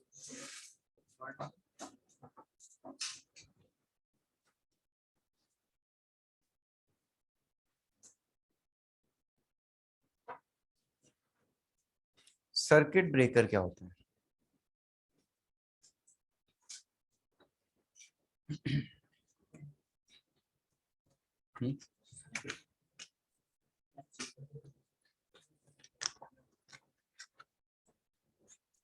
ये जो स्विच अभी तक आपने देखे हैं, ऑयल वाला हो गया आपका, और जो भी एयर वाले हैं, आइसोलेटर है, ये क्या ऑटोमेटिक काम करते हैं मैनुअल करते हैं? आइसोलेटर भी देखा, आइसोलेटर ऑटोमेटिक काम करता है मैनुअल? मैनुअली करता है, ऑटोमेटिक थोड़ी करेगा। हाँ वो रेटिंग क्रॉस हो जाती है तो आजकल एमसीबी वाली मैकेनिज्म दे दी उसके अंदर, बेसिकली आइसोलेट करने का काम है। हाँ करने को चाहो तो उन स्विचेस को भी आप काम में ले सकते हो। अब सर्किट ब्रेकर आते हैं। सर्किट ब्रेकर क्या होते हैं? सर्किट ब्रेकर का मीनिंग क्या समझ रहे हो? सर्किट को ब्रेक करना ना। ये आपकी ट्रांसमिशन लाइन जा रही है, ये कंडक्टर है। अगर मैं एक काम करूं, मैं एक कंडक्टर यहां से ले लेता हूं, या आपने एक अलग से कंडक्टर ले लिया बीच में से, मतलब ब्रेक करके ना, इस कंडक्टर को एक ये मैकेनिज्म हमने लगा दी, मतलब चाहे आप लकड़ी का लगा लो चाहे कुछ और लगा लो, मतलब पकड़ने के लिए जिसपे आपको करंट नहीं लगे, मतलब जितने डिस्टेंस का आपको बनाना है। अब करंट इसमें से फ्लो कर रहा है, जितना भी करंट इस, ये पूरा एक कंडक्टर है नॉर्मल, बड़ा बना है नॉर्मल, जैसे एक लाइन है ये लोग, ठीक है, समझ रहे हो ना? बेसिक आपका कंडक्टर है। अब इसमें से करंट फ्लो कर रहा है, अगर ये कनेक्टेड है, नॉर्मल कंडक्टर है, इसमें से भी कट जाएगा, ठीक है। अब अगर आप इसको पुल करके नीचे ले लोगे तो क्या होगा, ये से डिस्कनेक्ट हो जाएगा, करंट फ्लो आपकी नहीं करेगी। यही आपका एक तरीके से सर्किट ब्रेकर मैकेनिज्म होती है। नाउ अब इस सर्किट को आपको ब्रेक करना है, चाहे आप ऑटोमेटिक कर लो चाहे मैनुअल कर लो, सारे तरीके से कर सकते हो। तो ये ऑटोमेटिक और मैनुअल में क्या, जैसे मैनुअल के लिए कोई मैकेनिज्म लगेगी या कुछ होगा, क्या होगा? मैनुअल का मतलब कि एक मैन करेगा, वो हाथ से कर लेगा। तो काम में कैसे लोगे मैनुअल और ऑटोमेटिक में, मतलब डिफरेंस क्या है, कौन सा वाला प्रेफर करना चाहिए, कौन सा नहीं करना चाहिए? ऐसा नहीं, ऑटोमेटिक में जाते हैं क्योंकि पैसे भी तो लगते हैं फिर ऑटोमेटिक बनाने की किसी चीज को। अभी आप इस स्विच को तो ऑटोमेटिक बोलते नहीं बोलते ना, ये भी तो सर्किट ब्रेकर ही एक तरीके का, सर्किट ब्रेकर ही है, सर्किट को ब्रेक करता है अगर मान लो ना, इसको ऑटोमेटिक क्यों नहीं बोलते, फिर क्यों नहीं बनाने के लिए बोल रहे? जैसे आपका कोई नॉर्मल केस है, आपको एकदम से इसको बंद करना है, जैसे आपके दिमाग में आया कि भाई इस लाइन को हमें बंद करवाना है कि वहां हम सप्लाई नहीं करना, आप इसको मैन्युअली पुल कर लो। पुल करने से क्या होगा, जैसे ये नीचे आ जाएगा ना,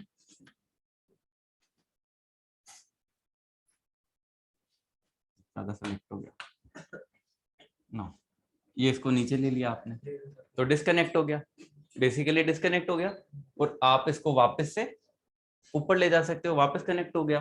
तो अगर नॉर्मल कंडीशन में आपको कहीं पे भी सप्लाई को ऑफ या ऑन करना है तो आप ये काम कर सकते हो।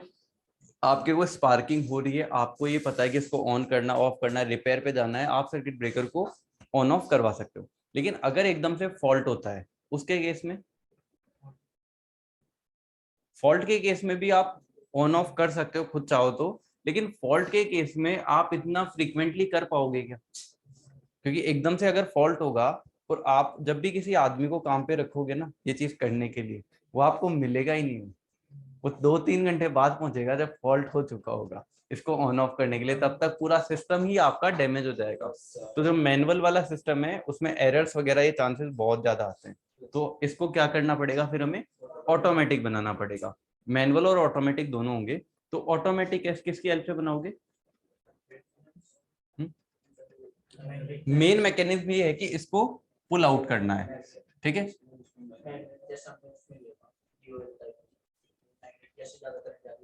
यस, जैसे आप एक काम करो, यहाँ पे कुछ हम फ्लक्स बना दें, मतलब फ्लक्स तो बनवा सकते हो ना कैसे भी करके।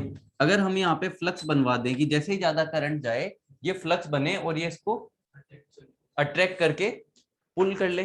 पुल और पुश का मतलब समझ लो, पुल यानी खींचना, पुश यानी धक्का देना।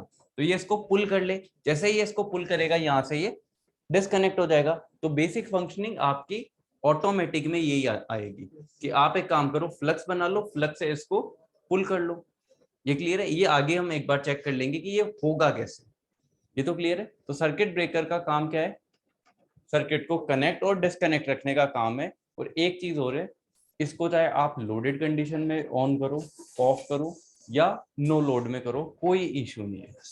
सर्किट ब्रेकर इस हिसाब से आपके डिजाइन किए जाएंगे। स्विच ही है ये, मतलब स्विच ही है, इसके अलावा कोई डिफरेंस नहीं है इसके अंदर। आप इसमें लोडेड कंडीशन हो, नो लोड कंडीशन हो, जब आपको ओपन करना, जब क्लोज करना, हर केस में इसको कर सकते हैं। तो इसमें लिखो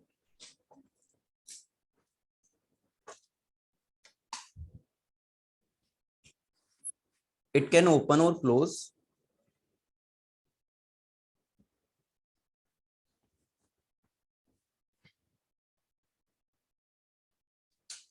it can open or close a circuit. It can open or close a circuit under all conditions, under all conditions bracket में लिखो, like no load, like no load, comma full load, full load and fault conditions.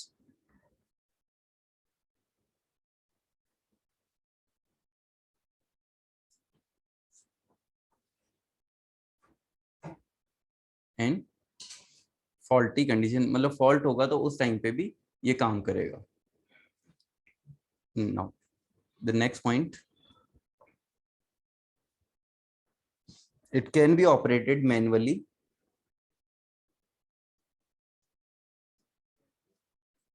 It can be operated manually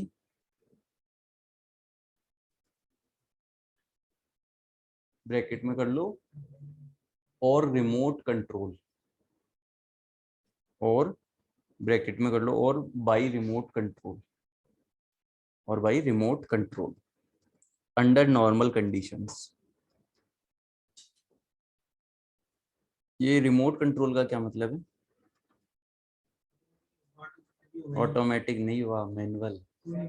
जब आप TV को या ये AC, एक minute, AC को आप ऑपरेट करा रहे हो, रिमोट से करा रहे हो, ये ऑटोमेटिक है या मैनुअल है? ये मैनुअल है। जैसे अगर आप एक बार सेट कर दो, ऑटोमेटिक का मीनिंग क्या है? जो अपने आप चले, अपने आप थोड़ी चल रहा है, आप या तो खुद वहां जा रहे हो या रिमोट से आप प्रेस कर रहे हो कि इसको पुल करना है या पुश करना है, तो ये आपका मैनुअल हुआ। यहाँ पे आपको ह्यूमन की जरूरत है, ठीक है। नाउ नेक्स्ट पॉइंट कर लो, इसी में आगे लिख लो। क्या लिखा था पहला point? It can be operated, ठीक है, इसी में कॉमा लगा के आगे चल लो फिर। एंड ऑटोमेटिकली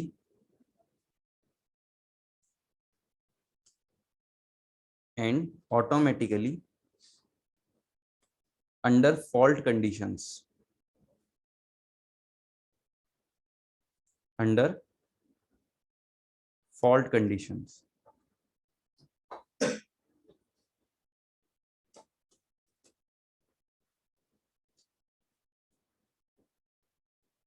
ये क्लियर है? तो सर्किट ब्रेकर के अंदर जैसे दो कांटेक्ट मिल जाएंगे, फिक्स कांटेक्ट हो गया, मूविंग कांटेक्ट। ये वाला थोड़ा बना लो, इसकी चाहे जरूरत है तो नहीं है, आप बेसिक यही बना लो। ये वाला आपका क्या हो गया, जैसे सर्किट ब्रेकर। वैसे ये कौन से होते हैं? मूविंग कांटेक्ट, और ये सब फिक्स कांटेक्ट।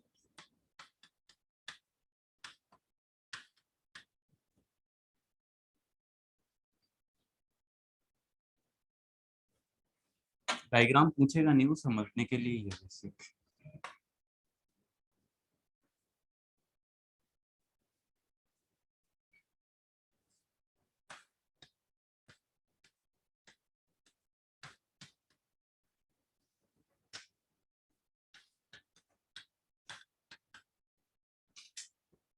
यहाँ लिख लेना magnetic field for automatic control.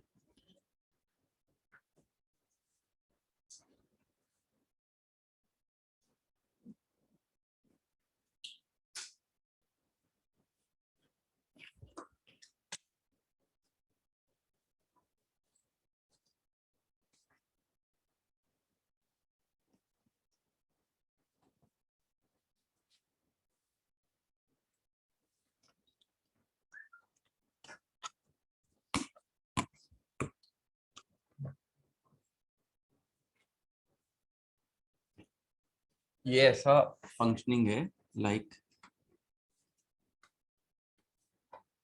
ये, ठीक है, मतलब कनेक्टेड रहेगा और डिस्कनेक्ट हो जाएगा, मतलब ये ऐसा कुछ मैकेनिज्म। और ये आप इसको डब्बे में बंद रख सकते हो। दिस इज सर्किट, ठीक है। ये वाला बना लिया क्या? ये थोड़ा साइड में बना लेना कि सर्किट ब्रेकर ये ऐसा दिखे। उसको नहीं बनाओ तो फिर इसको बनाओ।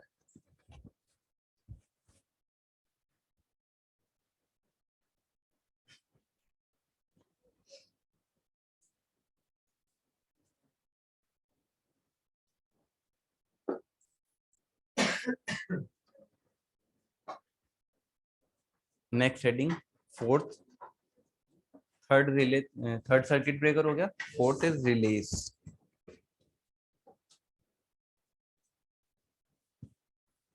ये हो गया ना, magnetic field for automatic control.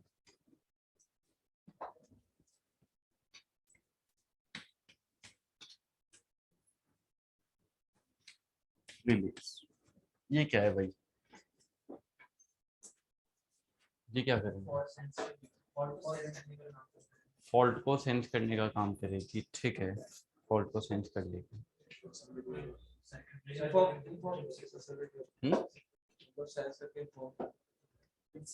ये सबसे पहले सेंस करेगी कि फॉल्ट हुआ है या नहीं हुआ। जैसे ही फॉल्ट होगा ये इंस्ट्रक्शन लेगी किसको? सर्किट ब्रेकर को, कि आपको ओपन होना है या क्लोज होना है। ये क्लियर है? तो तो बेसिक इसका रिले का काम क्या है, जो फॉल्ट है उसको सेंस करना और इंस्ट्रक्शन देना। नाउ फॉल्ट और ओवरलोड दोनों के केस में ये इंस्ट्रक्शन आपको दे सकती है। ये देगी कैसे, किस फॉर्म के अंदर देगी?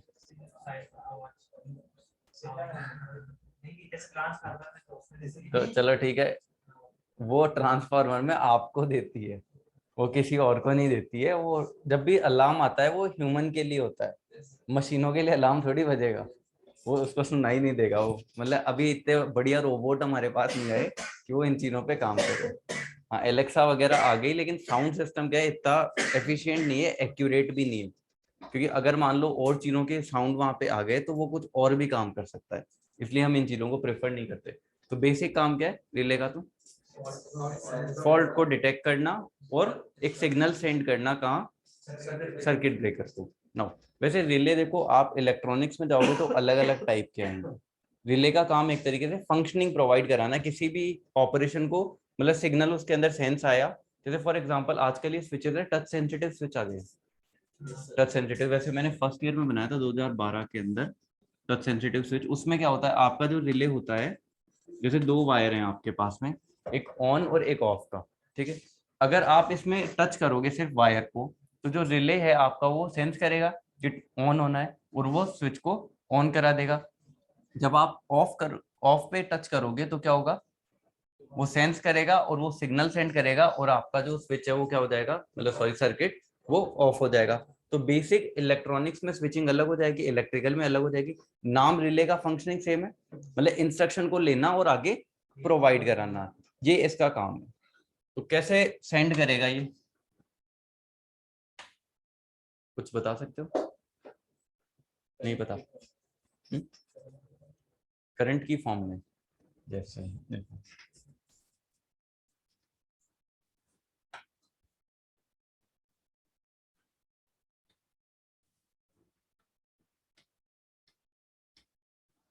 ये आपका क्या है, सर्किट ब्रेकर। ट्रांसमिशन लाइन जा रही है, अगर ये कनेक्टेड होगा तो मतलब क्लोज होगा तो लाइन परफेक्टली वर्क कर रही होगी, ठीक है। अगर डिसकनेक्टेड होगा, पीछे पुल होगा, तो मतलब फॉल्ट नहीं, मतलब डिसकनेक्टेड ओपन रहेगा। नो, मैं एक काम करूं, इस लाइन में एक सीटी लगा देता हूं, ठीक है। अब इस सीटी को क्या करते हैं हम,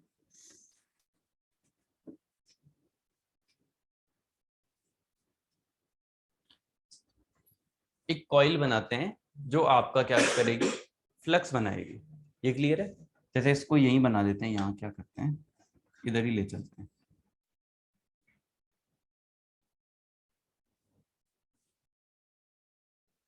ये बना दिया, यहाँ फ्लक्स बना देगी। नो, अगर यहाँ सीटी के अंदर करंट ज्यादा होगी प्राइमरी साइड में, तो सेकेंडरी साइड भी करंट ज्यादा होगी। तो जैसे मान लो इस ट्रांसमिशन लाइन के अंदर करंट की वैल्यू बढ़ेगी, ये तो क्लियर है ना? ऐसे मत सोचना कि इस साइड ज्यादा करंट होगी तो सेकेंडरी साइड में कम करंट होगी, ऐसा सोच रहे हो क्या? जैसे आपका कोई भी ट्रांसफॉर्मेशन रेशियो है, ये मान लो कि 100:1 है, ठीक है। अगर इस साइड में 150 करंट आएगी तो इधर भी तो 1.5 आएगी, फिर करंट तो बढ़ेगी। अगर मान लो इधर आपकी 110 होती है तो यहाँ पे 1.1 होगी। तो अगर प्राइमरी साइड करंट बढ़ेगी सीटी में, तो सेकेंडरी साइड भी करंट डेफिनेटली बढ़ने वाली है। नो, तो ट्रांसमिशन लाइन में नॉर्मल करंट जा रही है, ये नॉर्मल फ्लक्स बना रहा है। आप एक काम कर लो कि आपको पता है कि इस लाइन की कैपेसिटी 50 एम्पियर है, ठीक है, इस लाइन की। तो 50 एम्पियर के ऊपर ये नॉर्मल फ्लक्स बनाए, ऐसा कुछ रख लोगे आप कि 50 एम्पियर पे नॉर्मल फ्लक्स बनाए, और जैसे ही 50 एम्पियर को क्रॉस करेगी ये क्या करे, ज्यादा थोड़ा सा फ्लक्स बना दे। जैसे मान लो कि करंट चलेगी 51 एम्पियर, ओवरलोड हो गया एक तरीके से, तो उस टाइम पे क्या करना चाहिए, इसको ज्यादा फ्लक्स बनाएगी और ये इसको पुल करने की कोशिश करेगी। ये क्लियर है? 60 एम्पियर जाएगा तो और ज्यादा फ्लक्स बनाएगी और पुल करने की कोशिश करेगी, मतलब 50 एम्पियर से जैसे ही ऊपर जाएगी ये फ्लक्स आपके बनाना स्टार्ट कर देगी। तो इस मैकेनिज्म से काम में ले सकते हो, ठीक है। तो ये वाला कौन सा हो गया आपका, रिले पोर्शन हो गया, ये वाला आपका सर्किट ब्रेकर हो गया। लेकिन इसमें प्रॉब्लम आ रही है क्या, कोई आ सकती है, क्या लगता है आपको? हाँ ठीक है, तो तुम्हारी इंटरेस्ट वाली प्रॉब्लम है, तो एक काम करो कि जैसे मान लो कि पहले वाले के अंदर जैसे ही करंट आया, आप एक स्प्रिंग भी लगा दो जो उसको वापस तक खेल देगी। इंडस करंट आके खत्म हो गया, फिर ये वापस भी धकेल देगी। मतलब थोड़े टाइम के बाद मतलब और कुछ मैकेनिज्म लगाएंगे जो इसको वापस से कनेक्ट भी करे ऑटोमेटिक। और कोई मतलब पंगा कुछ लग रहा है? नो। देखो फ्लक्स आया 50 एम्पियर पे, नॉर्मल फ्लक्स था, 51 एम्पियर पे थोड़ा सा फ्लक्स आएगा या ज्यादा आएगा? मतलब थोड़ा सा पड़ेगा, वो इसको पुल करने की कोशिश करेगा, मतलब थोड़ा बहुत सफिशिएंट होगा। नाउ 51 एम्पियर और 60 एम्पियर के अंदर कौन सा ज्यादा पुल कर सकता है? 60 वाला। 51 वाला ज्यादा पुल करेगा क्या? नहीं करेगा। मान लो ये हल्का सा पुल किया है इसने, ठीक है, ये वाली लेंथ, मतलब पहले कनेक्टेड था, थोड़ा सा कर पाया, तो प्रॉब्लम क्या आएगी? आर्क ज्यादा आ जाएगा ये तो, ठीक है। अगर 51 ही चलता रहा तो डिस्टेंस तो यही रहने वाली है, और आर्क कंटिन्यूअसली चलेगा तो लाइन तो ब्रेक नहीं हुई और आपके तो आर्क हो रहा है। ये क्लियर है? नाउ 52 हुआ तो थोड़ा सा इधर जाएगा, आर्क तो पहले से आ रखी है, और वो आर्क और बढ़ेगी क्योंकि एयर आपकी क्या हो गई, आयनाइज ऑलरेडी हो रखी है, तो वो आर्क तो मेंटेन रहने वाला है। तो क्या प्रॉब्लम है? ये प्रॉब्लम, क्योंकि अगर मान लो जैसे ही करंट रेटिंग को क्रॉस, करंट रेटिंग नॉर्मल तक तो ये ऑपरेट करेगा नहीं, जैसे ही आप 1 एम्पियर 2 एम्पियर भी आप ज्यादा जाओगे, ये क्या करेगा? मतलब आर्क नहीं बनाएगा, बेसिकली थोड़ा ही आपको टॉर्क मिलने वाला है, ये पूरा पुल नहीं हो पाएगा। हमें क्या करना था कि 50 एम्पियर से सीधा पुल करना था, इसको करंट चाहिए। जैसे मान लो अगर आपने बोला कि 51 पे ये पूरा पुल कर ले, तो ये 50 या 48 पे थोड़ा थोड़ा पुल कर रहा होगा इसको, तो वहां पंगा क्रिएट करेगा। तो बेसिकली आप सीधा का सीधा पूरा टॉर्क तो एक साथ आप इसको प्रोवाइड नहीं करवा पा रहे हो, तो क्या करेंगे हम? कोई और मैकेनिज्म काम में ले सकते हो? नहीं, बेसिक मेरा काम ये है कि जैसे करंट 50 से 51 जाए, मुझे ये पूरा का पूरा पुल चाहिए। मतलब ऐसे नहीं कि थोड़ा जा रहा है, कभी फिर यहाँ रुक गया, यहाँ से कनेक्टिविटी प्रोवाइड करा रहा है, कभी आर्क आ रहा है, स्पार्क हो रहा है, कुछ और चीजें हो रही है। क्योंकि अगर स्पार्क ये चीजें आएंगी तो आपका डिवाइस और डैमेज हो जाएगी। फ्लक्स बढ़वा देंगे कहीं और से। किस मैकेनिज्म के थ्रू बढ़वाओगे?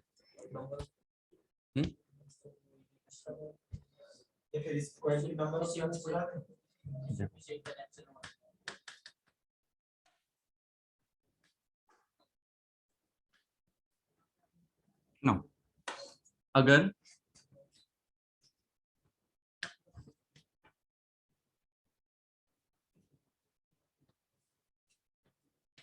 मैं यहाँ डीसी वोल्टेज से सप्लाई दे दूं इसको, जिस टाइम पे फॉल्ट हो या ओवरलोड की कंडीशन बने, अगर मैं डीसी वोल्टेज से इसको सप्लाई दे दूं, क्या कांस्टेंट फ्लक्स आएगा? और वो उस टाइम पे सफिशिएंट होगा। तो मेरे को एक मैकेनिज्म बनानी है कि जैसे ही आपका फॉल्ट हो या एक रेटिंग से करंट ऊपर जाए, उस टाइम पे ये वाला सर्किट ऑपरेट करना स्टार्ट कर दे। ये क्लियर है? ये सर्किट क्या है, बस ऑपरेट करना स्टार्ट कर दे, तो फॉल्ट को डिटेक्ट तो रिले कर लेगा, लेकिन ये स्टार्ट कैसे होगा? एक चीज इधर ध्यान से देखना, मैं अगर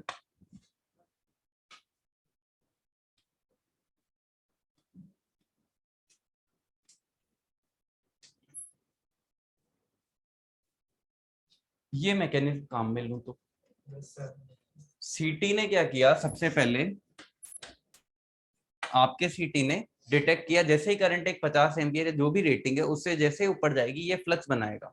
ये क्लियर है? ये फ्लक्स बनाएगा तो इसको करने की, पुल करने की कोशिश करेगा। जैसे ये मान लो कि एक नॉर्मल फ्लक्स बनाया है, ये इसके टच होगा, जैसे ही टच होगा ये वाला सर्किट ऑपरेट करेगा। ऑपरेट अगर इसने किया तो ये वाला तो कांस्टेंट फ्लक्स बनाएगा, ये वाला तो चलो ऊपर नीचे चलता जा रहा था इसका। नाउ टॉर्क ये सफिशिएंट जैसे ही पास में आएगा, सफिशिएंट इसको मिल जाएगा, एक बार इसको कनेक्शन ही तो चाहिए, जैसे ही कनेक्शन मिला ये क्या करेगा, इसको पुल कर लेगा और आपका सर्किट ब्रेक हो गया। ये क्लियर है?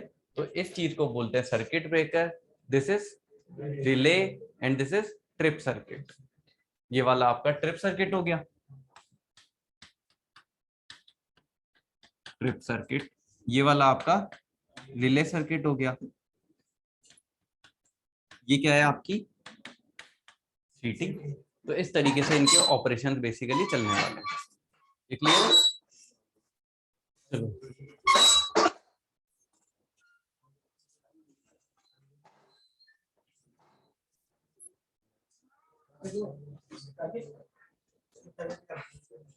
नो, तो इन कॉइल्स को बोलेंगे, जैसे ये ट्रिप सर्किट हो गया तो ये वाली कॉइल अगर कोई पूछे तो इसको क्या बोलेंगे, ट्रिप कॉइल, और ये रिले कॉइल। यही चाहे लिख लेना, ट्रिप सर्किट या ट्रिप कॉइल हो गई, और ये इसको क्या बोले, रिले कॉइल। नाउ अब एक चीज और मैं बता दूं, ये वाले जो डायग्राम है आपको ऐसे भी मिल जाएंगे कई जगह पे, कि वो क्या करेंगे, इस टी स्ट्रक्चर को ऐसे दिखा रहे होंगे। बात तो एक ही समझ रहे हो ना, चाहे आप इसको थोड़ा सा और ज्यादा ले लो, मतलब बात सेम है कि फ्लक्स बनेंगे और वो इसको खींचने की कोशिश करेंगे। ये मैग्नेटिक मटेरियल को अट्रैक्ट करने वाला पीस आपको लेना है, ऐसा नहीं कि आप और कोई ले लो। अब वुडन मत ले लेना, ठीक है ना, क्योंकि वुडन अगर आपने ले लिया तो ये इसको अट्रैक्ट ही नहीं कर पाएगा। चलो भाई,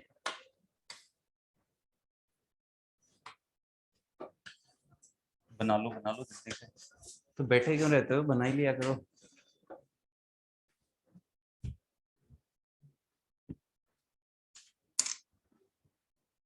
एक टाइम के बाद एग्जाम में आपको ही समझना होता है क्या पढ़ना है क्या नहीं पढ़ना, कौन सी चीज लिखनी है कौन सी नहीं लिखनी।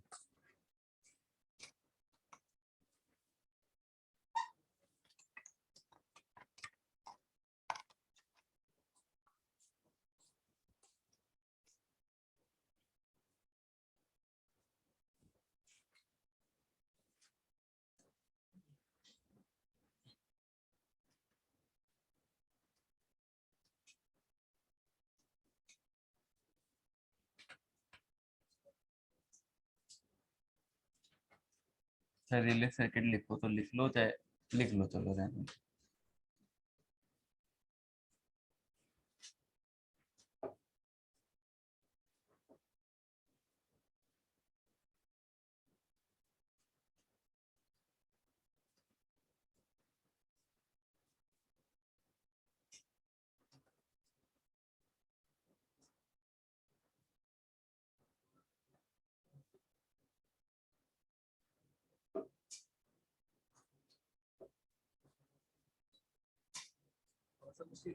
वहाँ पे नंबर ऑफ टर्न बना देते हैं,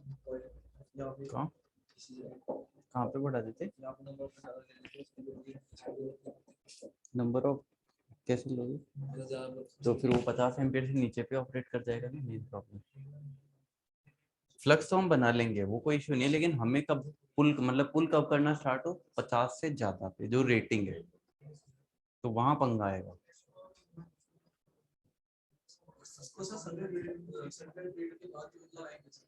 किसको, इसको पहले लगा लो। देखो ये मत सोचना ये सर्किट ब्रेकर के बाद में लगेगा, ये यार इधर भी लगाओ चाहे इधर लगाओ, ये कोई इशू नहीं है। ये आपका सर्किट ब्रेकर है, चाहे आप सीटी इधर लगाओ चाहे सीटी इधर लगाओ, दोनों साइड में मिल जाती है आपको सीटी, वो कोई इशू नहीं है। क्योंकि मेन तो डिटेक्ट कर लेगी ना करंट, चाहे वो इधर डिटेक्ट करे चाहे इधर डिटेक्ट करे। तो कई जगह पे जहाँ सीटी सिर्फ बनी हुई दिख जाए, इसका मतलब समझ जाना ये कुछ इंस्ट्रक्शन सेंड कर रही होगी, मतलब इसके आगे रिले कॉइल कनेक्टेड होगी, फिर एक ट्रिप सर्किट भी कनेक्टेड होगा। तो बिना अलार्म आपका काम हो जाएगा।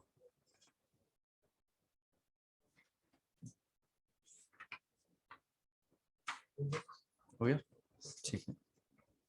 अच्छा इसमें लिखना भी तो है तुम्हें, चलो इसमें लिखो, it is a device which detects the fault, it is a device which detects the fault and supplies information to the circuit breaker, to the circuit breaker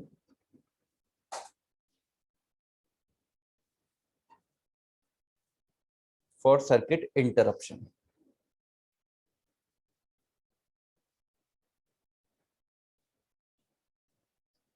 For circuit interruption, ठीक है।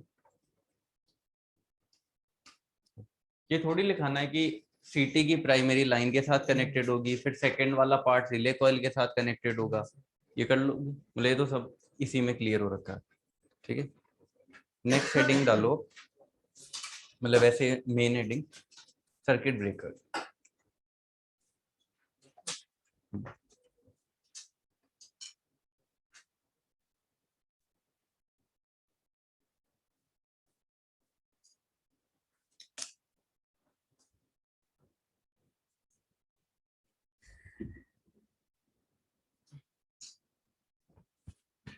नो, सर्किट ब्रेकर को open close हम सारे condition में कर सकते हैं, no load, on load या फॉल्ट कंडीशन, सबके अंदर कर सकते हैं। तो इनकी रेटिंग भी उसी अकॉर्डिंग हमें लेनी पड़ेगी। ठीक है, तो इसमें लिखो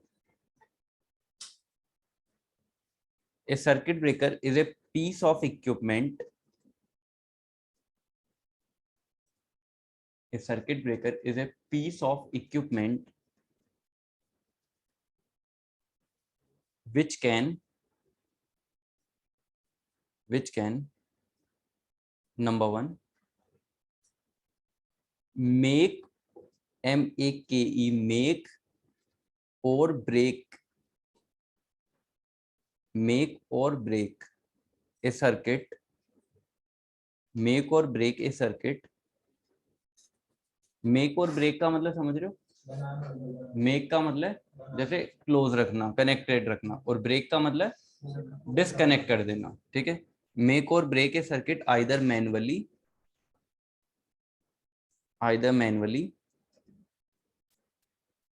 or by remote control, either manually or by remote control under normal conditions, or by remote control, remote REMOTE, remote control under normal conditions, under normal conditions।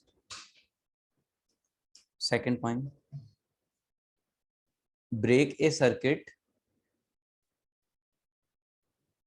automatically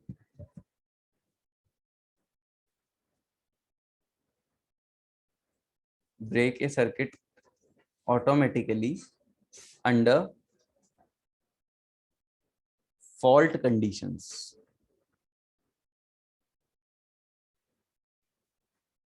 under fault conditions। मतलब fault condition में आपको break करवाना ही रहेगा, main M आपका make करवाना रहेगा क्या?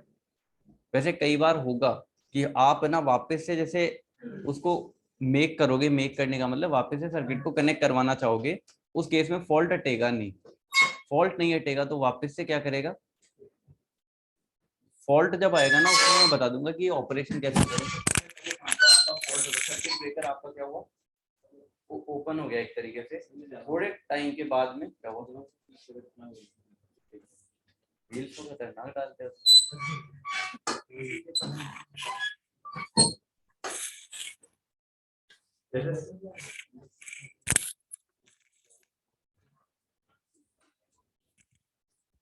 Circuit breaker आपका क्या है, ओपन हो गया। ठीक है, थोड़े टाइम के बाद में ये वापस से क्लोज होने की कोशिश करेगा। अगर मान लो फॉल्ट क्लियर नहीं हुआ अभी तक, फॉल्ट क्लियर अगर हो गया तो ठीक है, नॉर्मल ऑपरेटिंग कंडीशन आ जाएगी। लेकिन फॉल्ट क्लियर नहीं हुआ तो ये वापस से तुरंत ओपन हो जाएगा, फिर थोड़े टाइम का वेट करेगा, फिर क्लोज होगा। फिर अगर मान लो कि फिर भी आपका नहीं हुआ तो एक बार और होगा। अगर वापस से थर्ड टाइम नहीं हुआ तो अब परमानेंटली ये ओपन हो जाएगा। इस अकॉर्डिंग हमें मैकेनिज्म बनानी है, मतलब ऐसा नहीं कि हर बार आपको आना पड़ेगा, फिर इसको मैनुअली करना पड़ेगा कि थोड़े लंबे टाइम के बाद में ये ऑपरेट करेगा। ये तो क्लियर है? तो पहला वाला पॉइंट क्या था? नॉर्मल ऑपरेटिंग कंडीशन, मतलब नॉर्मल ऑपरेटिंग कंडीशन में आपका ऑन ऑफ मतलब मेकिंग और ब्रेकिंग आपका दोनों हो जाना चाहिए। और दूसरा क्या था? अंडर फॉल्ट, फॉल्ट कंडीशन में जो ब्रेक है वो हो जाए। Next third,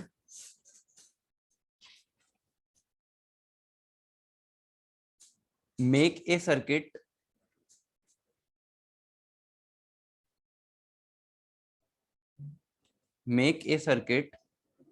either manually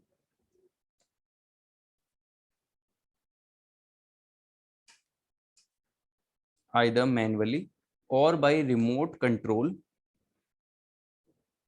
make a circuit either manually or by remote control under fault condition,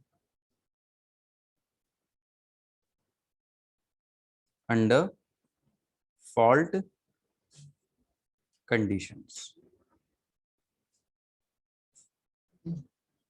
मतलब फॉल्ट होने के बाद में आप उसको चाहे मैनुअल कर लो, हाँ कुछ केसेस में आपको ऑटोमेटिक भी मिल जाएगा, लेकिन सेफ्टी फीचर क्या रहेगा, जैसे फॉल्ट हो जाए आपको भी एक सिग्नल मिल जाए। जैसे मान लो आप एक काम कर लो, जैसे ये सर्किट ऑपरेट करता है इसके साथ में आप एक अलार्म भी यहाँ पे फिट कर लो, तो अलार्म आपको भी बता देगा कि फॉल्ट हो गया है। ठीक है, अलार्म से आपको भी पता चल जाएगा। जब आप इसको मैनुअली आप ऑपरेट करा देना या रिमोट से करवा देना वापस, तो आपको ये तो चेक कर ही सकते हो ना कि कब तक जाएगा फॉल्ट या तब तक नहीं जाएगा। तो बेसिकली जब भी फॉल्ट होता है हम लाइन को, ये सर्किट ब्रेकर ऑटोमेटिकली डिस्कनेक्ट कर देते हैं। ये क्लियर है? नो, नेक्स्ट आर्क फिनोमेना, इसी में ARC आर्क। हाँ,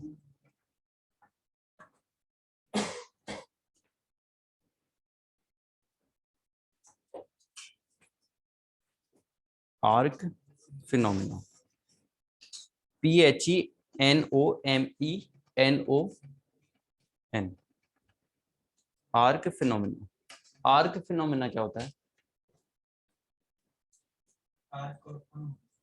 नो, सर्किट ब्रेकर जब डिस्कनेक्ट होगा तो आर्क तो क्रिएट होगी, बनेगी ही बनेगी। मतलब इन दोनों पॉइंट्स के बीच में आर्क आपकी बनेगी ही बनेगी। तो इसको कैसे बताओगे? मतलब ये जो पॉइंट्स है ना, इनके बीच में आर्क तो आएगी ही आएगी। जब भी पॉइंट डिस्कनेक्ट होंगे, मतलब कि नॉर्मल रनिंग कंडीशन में आपने ऑफ करोगे तो ये, जैसे करंट जो है AC करंट आपका ये ऐसे चल रहा होता है, ठीक है। अगर आपका वैल्यू कोई भी करंट की है, जैसे 100 एम्पियर है या कुछ भी है, तो जब आप इसको डिस्कनेक्ट करोगे उस टाइम पे क्या करंट जंप करने की कोशिश करता है या नहीं करता? करंट जंप करने की कोशिश करेगा, और उसे ही हम क्या बोलेंगे? आर्क। तो आर्क के अंदर क्या होगा, जैसे आर्क अगर चलती रहती है तो वोल्टेज क्या होता है? आर्क के टाइम पे कम होता है या ज्यादा होता है? करंट बढ़ जाती है। करंट बढ़ेगी या उतनी ही रहेगी, मतलब उससे जो जा रही है उतनी रहेगी या उससे थोड़ी सी बस कम होगी? करंट बढ़ेगी कैसे? जिस पॉइंट है, मतलब जैसे मान लो आपके यहाँ से 100 एम्पियर आई, एकदम से ज्यादा आ गई, आपने इसको ब्रेक करने की कोशिश करी, ठीक है। ब्रेक करते टाइम पे इसमें से आर्क बनेगी ना, करंट ऐसा होगा कि अब 100 से ज्यादा चली जाएगी। मतलब अगर मान लो फॉल्ट हो रखा है, वो अगर डिमांड कर रहा है तब तो केस अलग है ना। नॉर्मल केस में हल्की सी कम जाएगी, लेकिन जाएगी उसी लेवल की। ये क्लियर है? आर्क के थ्रू वो मेंटेन कर लेगा करंट, और वोल्टेज कितना रहेगा उस टाइम पे?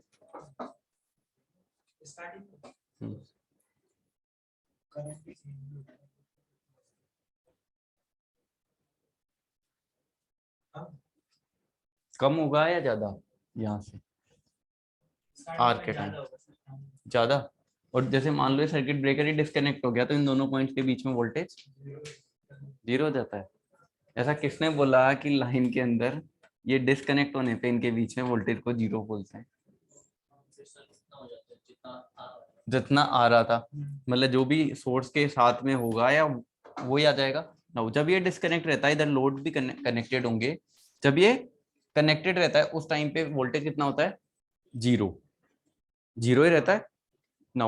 अगर मान लो थोड़ा बहुत ओपन होगा, हल्का बहुत आपने किया, आर का ही, तो ज्यादा वोल्टेज नहीं आएगा, मिनिमम आपका वोल्टेज ही आएगा, इससे ज्यादा वोल्टेज तो नहीं आएगा।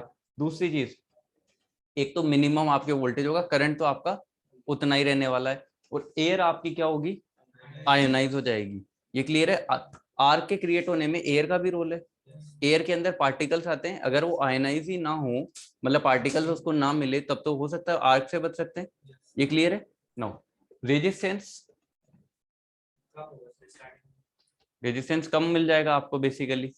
रेजिस्टेंस कम आप ऐसे भी समझ लो, R = V/I, समझ सकते हो ना। V कम है, I ज्यादा है, तो आपका रेजिस्टेंस कम आ जाएगा। तो रेजिस्टेंस के कम होने से आर्क ज्यादा जाएगी। ये क्लियर है? तो अब इस आर्क को फिर रोकेंगे कैसे? मेथड्स लगाएंगे, ओके। हाँ, तो मतलब मेथड्स तो लगाएंगे, क्या क्या करेंगे, क्या मेथड्स तो हम बता देंगे। क्या हुआ?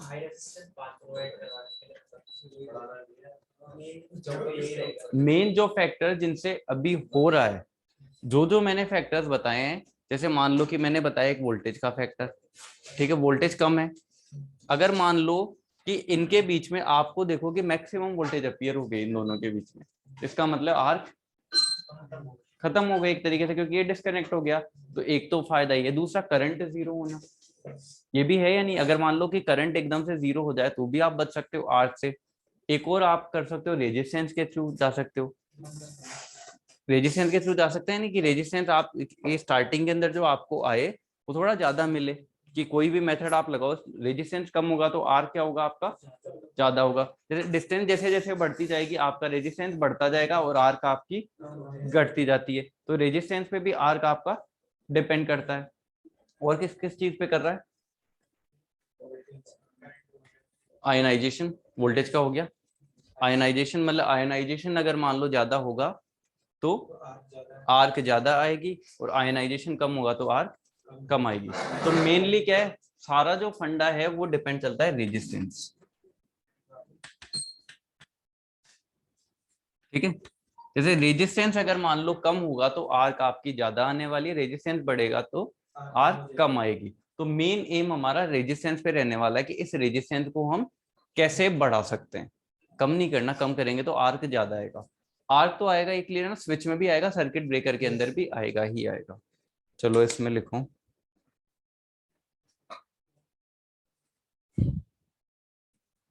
when a short circuit occurs,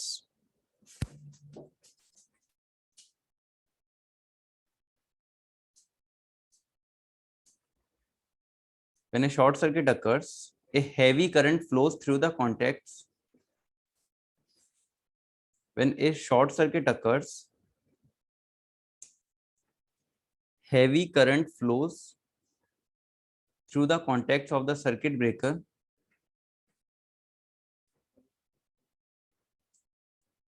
Heavy current flows through the contacts of the circuit breaker before they are opened by protective system. Before they are opened. बस इतना ही लिख लो। Before they are opened by the protective system. By the protective system.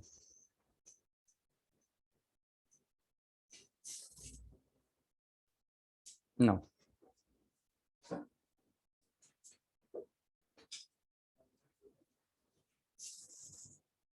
When contacts begins to separate,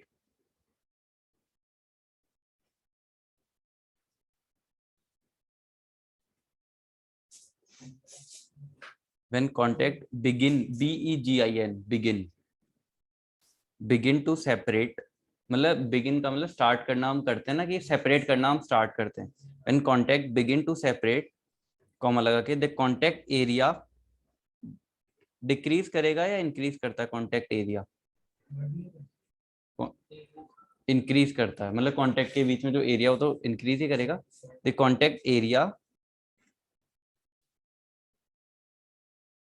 sorry decrease, increase नहीं, मतलब contact area मतलब जैसे ये जो contact है ना, जो एरिया आपका पहले ज्यादा था कनेक्शन का, वो क्या होगा अगर आप डिस्कनेक्ट करोगे तो कम होगा। Contact area decreases rapidly. Contact area decreases rapidly. Rapidly का मतलब समझते हो? फटाफट, मतलब जल्दी जल्दी, rapidly. And large fault current,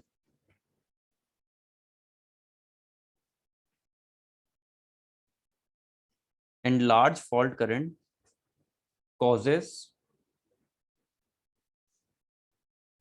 and large fault current causes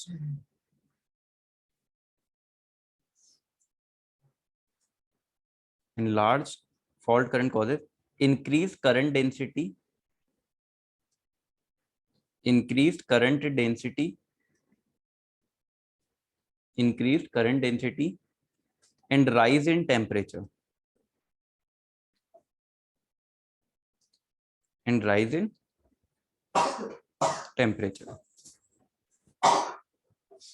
एक तो करंट डेंसिटी आपकी बढ़ जाएगी और एक आपका टेम्परेचर राइज भी हो जाएगा। ये वैसे तो आपको थोड़ा क्लियर हो गया होगा कि मेटल्स के अंदर ये जो आयनाइजेशन होता है इलेक्ट्रॉनिक्स पढ़ने के बाद में, कि अगर आपका आर्क क्रिएट हो रहा है तो टेम्परेचर कैसे बढ़ता है, आपके वोल्टेज पे क्या इफेक्ट पड़ता है। ये सारी चीजें आ गई होगी ना अब तो आपको। चलो नेक्स्ट पॉइंट करो।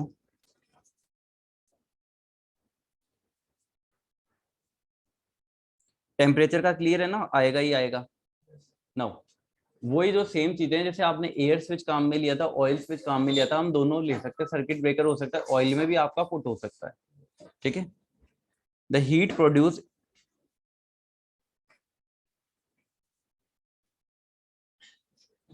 the heat produced in the medium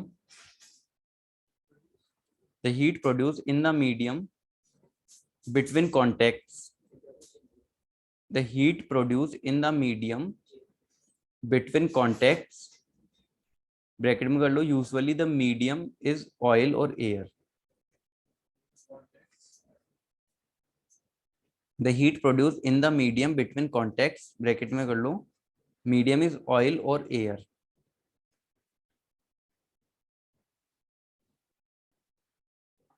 bracket close, it's sufficient to ionize the air,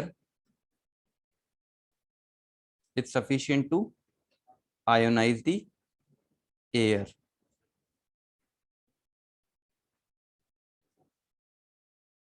और मतलब आयोनाइज द एयर बोल लो या वेपोराइज द आयोनाइज, और वेपोराइज VAPOURISE, VAPOURISE, मतलब वेपो अलग कर लो, VAPOURISE राइज अलग, मतलब vaporise and ionise the oil.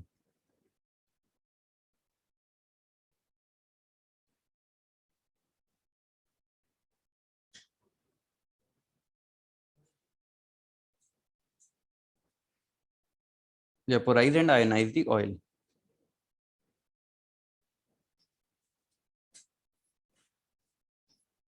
ठीक है। चलो ये भी लिख लो, the ionise air, next point.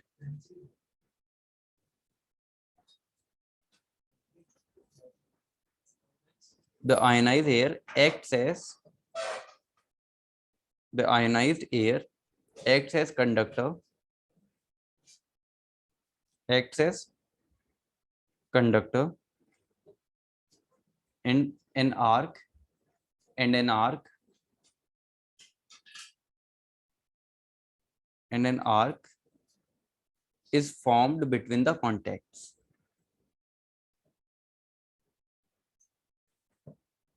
The ionized air acts as conductor and an arc is formed between the conductors। ये क्लियर है?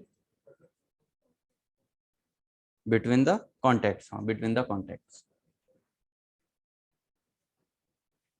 डाउट है क्या यहाँ तक कोई? Next point,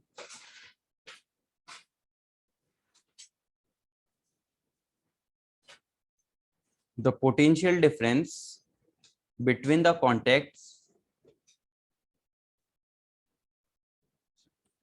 the potential difference between the contacts is very small,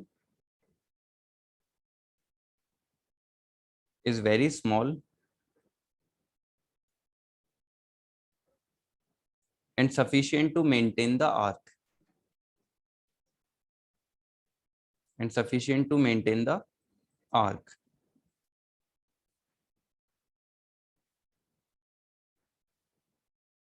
Next point,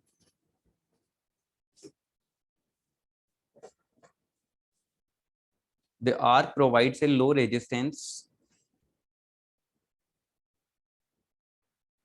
arc provides a low resistance path, the arc provides a low resistance path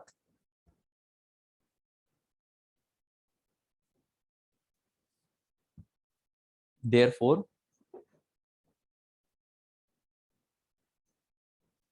current remains same,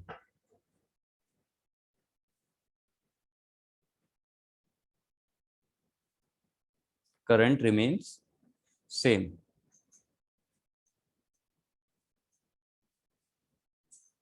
ये clear है?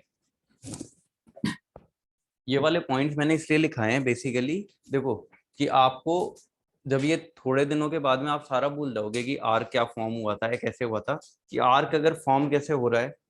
सबसे पहले क्या कर रहे हो आप, जैसे ही आप सेपरेशन करते हो तो क्या होता है, या तो मीडियम होगा, बीच में एयर होगा या ऑयल होगा। तो जैसे ही आप सेपरेट करते हो आपका एयर आयोनाइज हो जाएगी। अगर मान कुछ पार्टिकल्स होंगे, अगर एयर आयोनाइज हो गई तो क्या होगा, आर्क बनेगा। ये क्लियर है। तो उस टाइम पे जब आर्क बन रहा है तो होगा क्या, हीटिंग बढ़ेगी। जैसे आप इधर जाते हो, जैसे कांटेक्ट के बीच में जो डिफरेंस आपका अगर घटता है, कांटेक्ट अगर घटेगा तो आपकी हीटिंग बढ़ जाएगी, हीटिंग बढ़ेगी और एक आपकी करंट की जो डेंसिटी है वो बढ़ जाती है। ठीक है, एरिया तो आपका घट गया। नाउ करंट की डेंसिटी बढ़ गई जिस वजह से हीटिंग की वजह से और एक करंट की वजह से आपकी जो एयर है वो आपकी आयनाइज हो जाएगी। जैसे एयर आयनाइज हो जाएगी, करंट को फ्लो होने के लिए वही सेम पाथ मिल जाएगा, मतलब लो रेजिस्टेंस पाथ बोल सकते हैं इसको। बाकी भी तो पाथ हैं लेकिन ये वाला क्या है, लो रेजिस्टेंस पाथ है। ठीक है, तो करंट तो आपकी इंटरप्ट नहीं होने वाली है। ना पोटेंशियल डिफरेंस कितना रहने वाला है, बहुत लो रहने वाला है। ये क्लियर, तो आपका फॉल्ट तो क्लियर नहीं हुआ। ये चीज तो क्लियर है ना, फॉल्ट आपका क्लियर अभी तक नहीं हुआ। अगर ये मेंटेन रह गया तो आपका फॉल्ट क्लियर नहीं हुआ, जबकि हमारा एम क्या है, फॉल्ट को क्लियर करना, करंट को रिड्यूस करना। जो चीज नहीं हुई तो ये कैसे कैसे कर सकते हो आप। जो चीजें यहाँ बताई है बस जस्ट उनका उल्टा, मतलब उल्टा इन द सेंस, रेजिस्टेंस क्या है, कम। तो आपको एक ऐसा मेथड ले आओ कि रेजिस्टेंस बढ़ जाए। ये क्लियर है। नाउ पोटेंशियल डिफरेंस कितना है, कम है। अगर आप उसको ज्यादा बढ़ा दो, करंट अगर आपकी ज्यादा है उसको आप कम कर दो।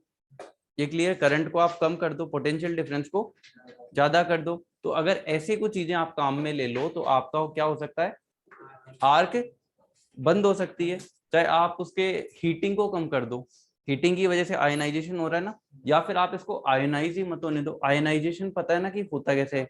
बताया होगा ना इलेक्ट्रॉनिक्स में पूरा, कि एयर आयोनाइज कैसे होगी आपकी। क्या हुआ, अरे ये मेरा काम नहीं है आयोनाइजेशन वाला, मेरे क्लियर भी नहीं है आयोनाइजेशन जो फंडा है ना, वो मेरे क्लियर नहीं है। तो एयर वाला आयोनाइज हो गया। चलो इसमें आगे लिखो।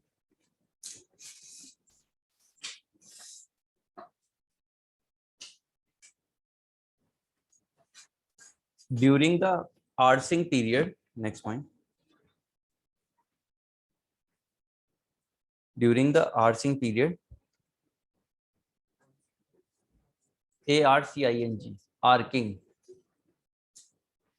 during the arcing period, the current flowing between the contacts, the current flowing between the contacts depends upon the arc resistance, depends upon the arc resistance,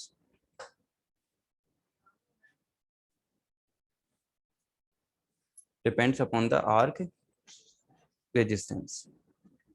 Now कैसे डिपेंड कर रहा है, जो आर्किंग, आर्किंग पीरियड बोला है ना,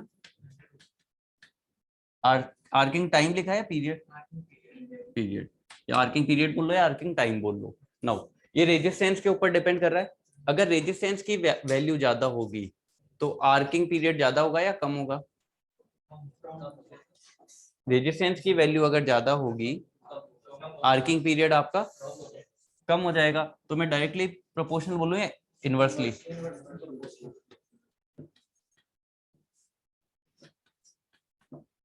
resistance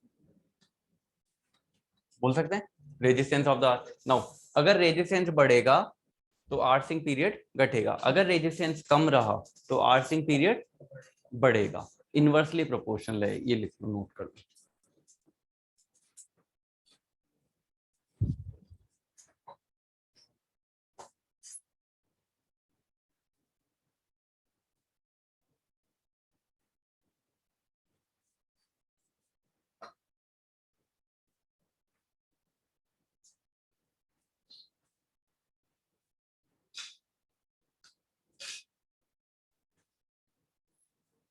no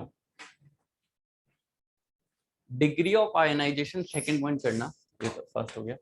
तो degree of आयनाइ मेन एम है हमारा रेजिस्टेंस को, डिग्री ऑफ आयनाइजेशन है ना, डिग्री ऑफ आयनाइजेशन समझते हो? हाँ,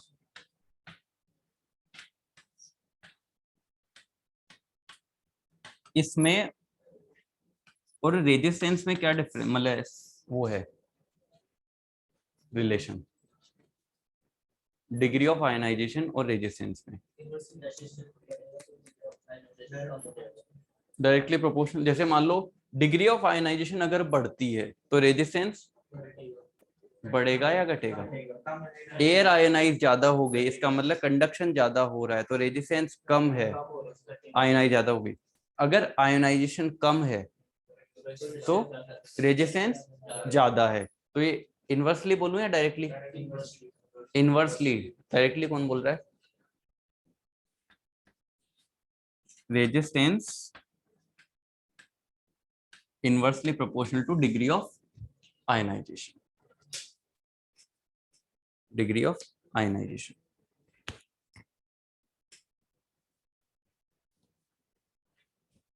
ये क्लियर है?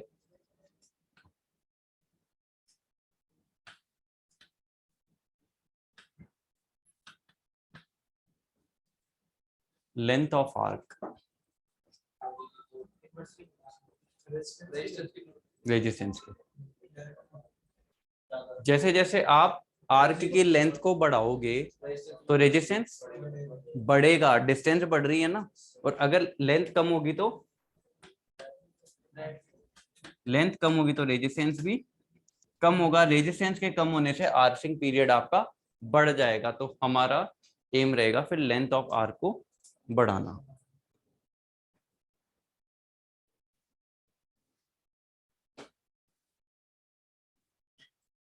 नो। और क्रॉस सेक्शन ऑफ आर्क के क्या होगा? Resistance.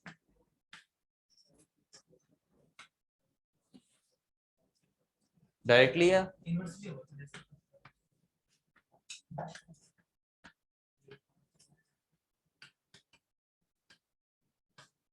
No? Are equal to क्या होता है भाई? तो तुम ही देखो कि लेंथ जब बढ़ती है रेजिस्टेंस बढ़ता है। एरिया अगर किसी भी चीज का मान लो करंट फ्लो कर रही है, उसका अगर एरिया बढ़ जाता है तो रेजिस्टेंस घटता है, इनवर्सली प्रोपोर्शनल जाता है। ये क्लियर? नो।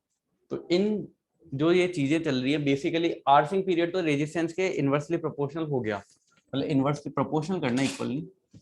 ठीक है, हमारा काम ये है कि degree of ionisation, length of the arc और क्रॉस सेक्शन ऑफ आर्क, इन चीजों में चेंज करके हमें क्या करना है? रेजिस्टेंस को बढ़ाना है। मेन एम हमारा है रेजिस्टेंस को बढ़ाना है, क्योंकि जितना कम रहेगा ये उतना उल्टा काम करेगा।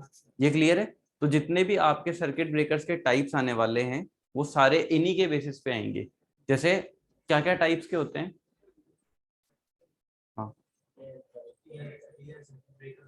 एयर सर्किट ब्रेकर हो गया, एक वैक्यूम सर्किट ब्रेकर हो गया। जैसे वैक्यूम है, ठीक है, वैक्यूम में समझो उसमें एयर का पार्टिकल ही नहीं है तो आयनाइजेशन को ही वो रोक देगा। तो आयनाइजेशन को अगर मान लो कम कर दिया जाएगा, रेजिस्टेंस बढ़ जाएगा। तो उसी तरीके से बाकी वाले भी जो काम में लिए जाएंगे, चाहे वो आपका एयर ब्लास्ट होगा या और भी जो सारी चीजें काम में आएंगी, SF6 होगा, उन सब में क्या होगा वो हम आगे देख लेंगे। तो इन्हीं के बेसिस के ऊपर वो डिवीजन होता है। तो मेन ये है कि ये वाला जो फंडा है ना, ये आपको याद रखना है। मतलब क्वेश्चन आता है ना कि कैसे हम उनको कम कर सकते हैं, वो इसी के बेसिस पे आप आंसर कर पाओगे। बाकी की थ्योरी आपकी जरूर इंपॉर्टेंट हो सकता है, काम में आए या नहीं आए, ये वाला काम आएगा। ये क्लियर है?